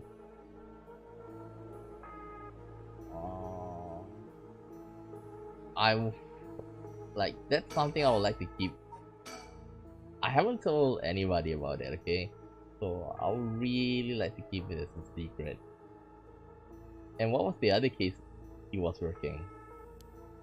Besides, like, knowing my age, it's not gonna change much, right? This one is also related to Komagata High student. A troublemaker named Tomi Okuda. He seemed to be the leader of a group of kids who get up to no good. Juvenile delinquency. Fun. She was pretty bad for a while. Multiple charges of destruction of property, assault, and battery, you name it. Hajime had been working with her for about 6 months, and she was finally starting to open up. Let me guess. She got jealous the fact that he got married? Well, engaged. Then he met with the girl the day he died. Well, every school's got its problems. When I was born? On my birthday. But I'm sure he'd be worried about how she get on without him. Right, just when she finally found an adult she could trust. She might act out without someone to help her get through this. We have to make sure the Sumida Community Safety Bureau does their job. But... We can't rule out the possibility that meeting with this delinquent girl had something to do with his death. Then we have to interview her too. Ah, yes, you're right. She may have been the last person to see him alive after all. I'll ask Sumida to introduce us tomorrow. Though, who knows if they actually let us talk with her. That's what we are hired for. Lay a little boyish charm on them if they need convincing. Number of birth date? Number of birth date? Well, there are 365 days in a year, so, you know, try your luck. It's the only one in 365. Well, maybe it's 366. Yeah, I'm sure they prefer me over a scary-looking old man like you, boss. Watch it, I'm still your superior. You ought to act like you respect me at least. Oh, I thought I was. You were? Shit, is that just how your generation speaks? You really are a new breed. It's probably just me actually. Well, I don't think you can get away with that with other people. So anyway, boss, were you even listening? We've got quite a bit to look into tomorrow. First, the 2 Komagata High School cases that Hajime was handling. And we need to speak with his fiancée as well. I believe that's it for tomorrow. Okay. Heart failure cause unknown. Body discovered by groundskeeper. Wait, isn't that the guy, the Nejima murder? Currently investigating the fiancé of the deceased. Man, everything is like linking together. The cause of death. As for the cause of death, we won't know until the autopsy is done. From what we've seen though, it appeared to be some kind of acute heart failure. And since we had no record of chronic illnesses and had no visible wounds, it's possible that poison or drugs could have been involved. Dying in the middle of the park like that, it certainly seems suspicious. Wait, give me a second. Yep. We found signs of struggle at the scene, as well as footprints belonging to an unidentified individual. We've got people trying to identify those prints. If we can find who they belong to, we might be able to figure out this whole thing. Yeah, wouldn't that be nice if that were the end of it? The only things Hajime had on him were his badge and his wallet in his pockets. So we can rule out mugging. So there probably aren't many people who think to try mugging a cop as big as him. But he's off the clock, right? I also heard that Hajime got into a fair few fights in his younger days. He started judo once he became an officer and rose up the ranks quickly. Sounds like the perk would have been pretty strong to take on Hajime. Yeah, but it's heart failure. The time of death was around 11 PM 2 days ago, outside the park operating hours of course. His body was found early in the morning yesterday, 11 PM the day before yesterday. What was Hajime doing out here at the time in the first place? That's the question, isn't it? The entrance to the park is closed after hours, but it's a small gate that will be fairly easy for him to get through if he really wanted to. That would of course be breaking and entering, but what do you think, boss? Someone called him here. It's hard to imagine a cop like Hajime would trespass for no reason, and since it seemed like someone else was here with him, could they have called him here? Oh, that does seem likely. They must have been talking about something pretty sensitive to come here in the middle of the night. So Hajime met someone here to discuss something in secret, and then they got into a fight? No, that wouldn't match a cause of death. There were no wounds on the body that would indicate the spontaneous scuffle. The perp must have planned something. Then you think it was meditated? That would mean they called Hajime to the park with the intent to kill him. Well, there is still possibility that it was just some kind of accident. Maybe the perp tried to threaten Hajime and things went south from there. We should be able to get a clearer picture once we know exactly who killed him. Right.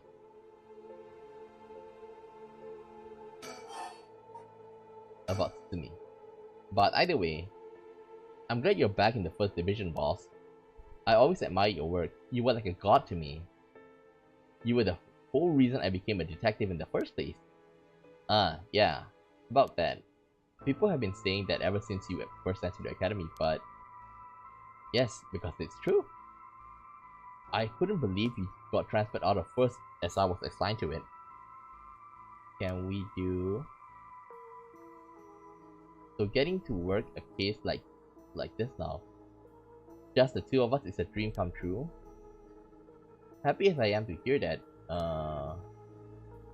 well, how should I put it? What is it?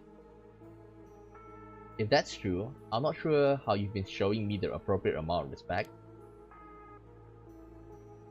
But I do respect you. Don't tell me you're going senile, boss. That's exactly what I'm talking about, when you run your mouth like that. Can we do sexy? What do you mean? Don't worry, boss. I'll make sure we get out of here soon.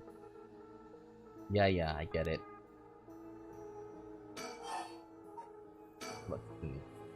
I've been wowed by your shrewd detecting abilities all day long. Oh really? Funny. I've been wowed by you too. On the topic of family, what's yours like, boss? The hell is wrong with you? Prying into my personal life all of a sudden. It's just, I never heard you talk about them or anything. Oh, are you single? Shut it, that's none of your business. Why is mistake?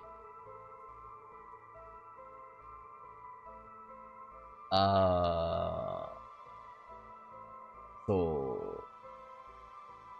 basically dirty talk? Well, since I joined the force, I've been thinking. The department really pressures young officers to get married? I wonder why that is. You don't say anything like that though. How should I know? I came to the pressure myself and got married 20-something years ago. Huh, so then...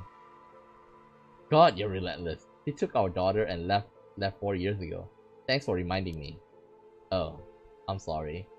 I can't believe he gave up a guy like you. I was never home much, too focused on work. I come home late only to get called right back out again. Plus, being a cop is a dangerous work.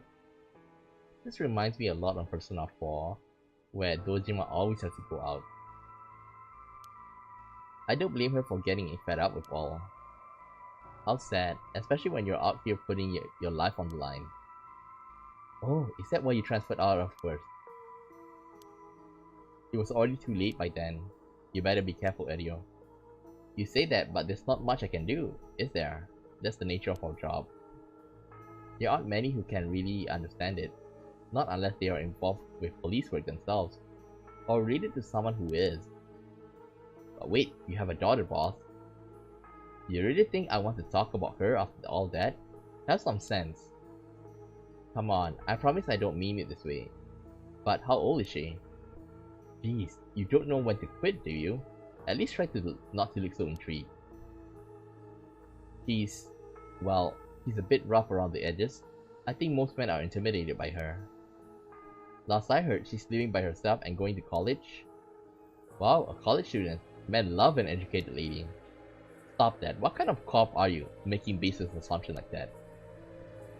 She's living on her own though, huh? You must worry about her. Worry? I don't even know where she lives. Oh, so she hasn't told you. Perhaps because she knew you'd follow her around and everywhere. I would not. I don't think. Come on now, we both know that's not true. Listen here. You may look like a mean old man, but you sure have a soft side. What, is that supposed to be a compliment? I can't keep up with you. We're done talking about this. Oh, that reminds me. If you got married 20 years ago, you must be right around the Nejima murder.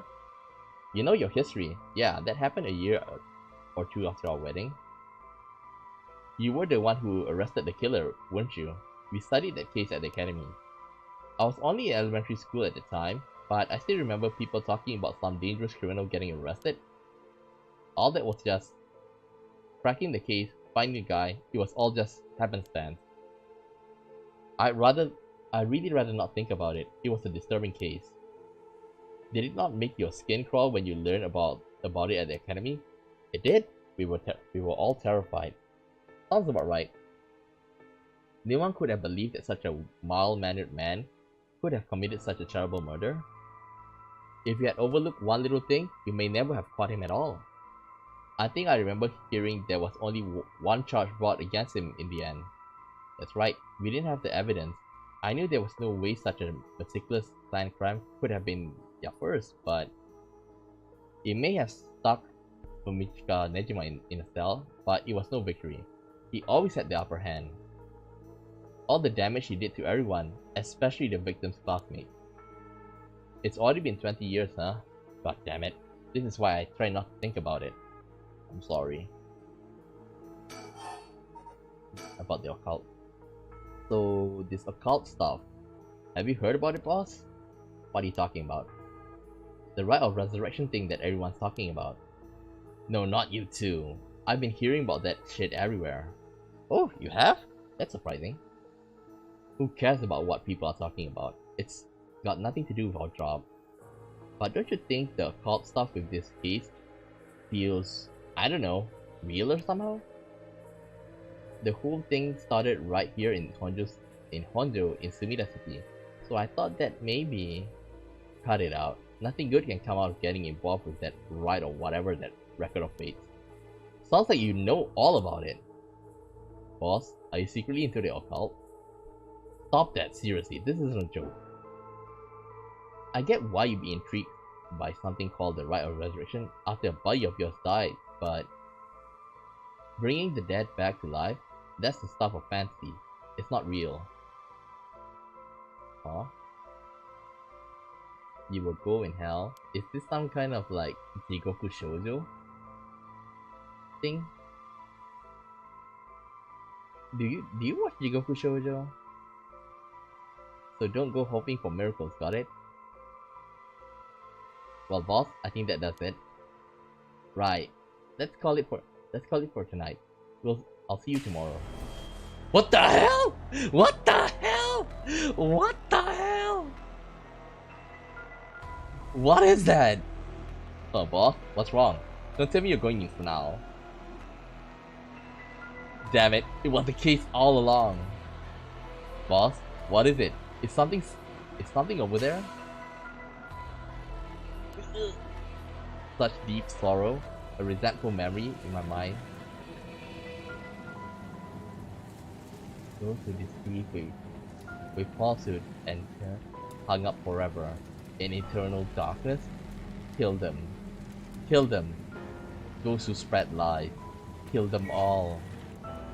You have acquired the power of the curse stone, the evergreen beach. You can use it to kill those who unintentionally try to mislead you. Press the use curse button when someone lies to you. Huh?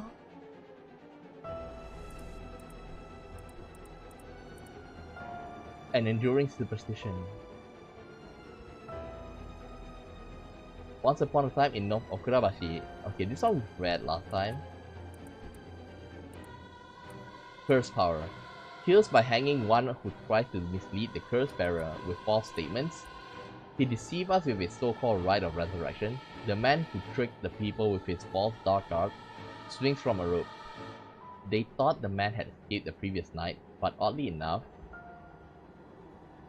he was found hanging in the garden of the daimyo mansion that morning. The man, local named Jinkichi, was known for his kind temperament and skill in crafting Netsuke class. While his life wasn't always easy, he was optimistic, the type to smile through whatever life threw at him. He was the kind of man who would take care of those who didn't have anyone to rely on. The prosperity of the ukiyo-e boom brought must have been what fanned the flames of his greed. The old craftsman was found in a miserable state, as if sentenced to cruel fate. Perhaps he ended his own life to bear the weight of his crime. But dead men tell no tales, and the people thought of him as a bad man even in death. He hung there for days till his neck stretched perfectly. A visage of pain is still etched on his face. It was clear he must have struggled greatly as he died, his flesh marked with dark scars where the rope was wrapped around his full body. The beech tree leaves did not fall, and neither did the man's body hanging from it. As the mansion owner was not at home, another unfortunate event. The people held their tongues, fearing divine punishment, but the rumor persisted nonetheless. Oh my god. A murderous impulse seeps into my soul like thick black tar. Ah. Korose. 超えるか。実施よ。蘇りの術を求めし、実施よ。呪い殺せ。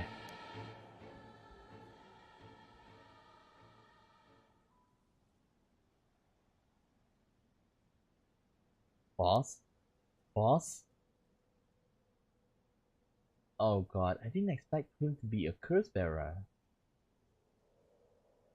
Yeah. Sorry, Shayla, like, it was in the mood just now, you know? Like, you don't want, like, people talk to you at a time like that. Right? What's the matter? Don't tell me you really went to Nile. Sorry. I'm fine. Edio? Yes? I have some bad news. Oh no, your senility is kicking in, isn't it? No, we've got a bit of trouble in our hands. Looks like we'll be working some overtime. We are not going home tonight. Huh? What are you talking about?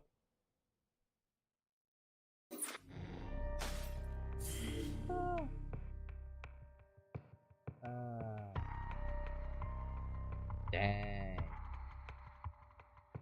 So, I didn't expect him to be a curse bearer. Well, I did thought, like, but when I was going through this, I didn't expect that. So, Shayla, so basically what you say is that you want to, you know, basically have some dirty talk? Is it?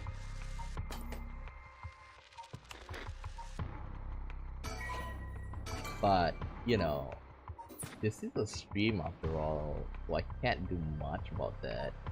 You know, since this is gonna be in public. Okay, you don't want like your name to be left like that, and also like my own, channel to be like that. So like I do want to take my break right now because like I've went for like close to 2 hours of streaming, and like I'll pick this up maybe on Wednesday. Okay, but I do have another stream later on. Okay, another stream where I'll be playing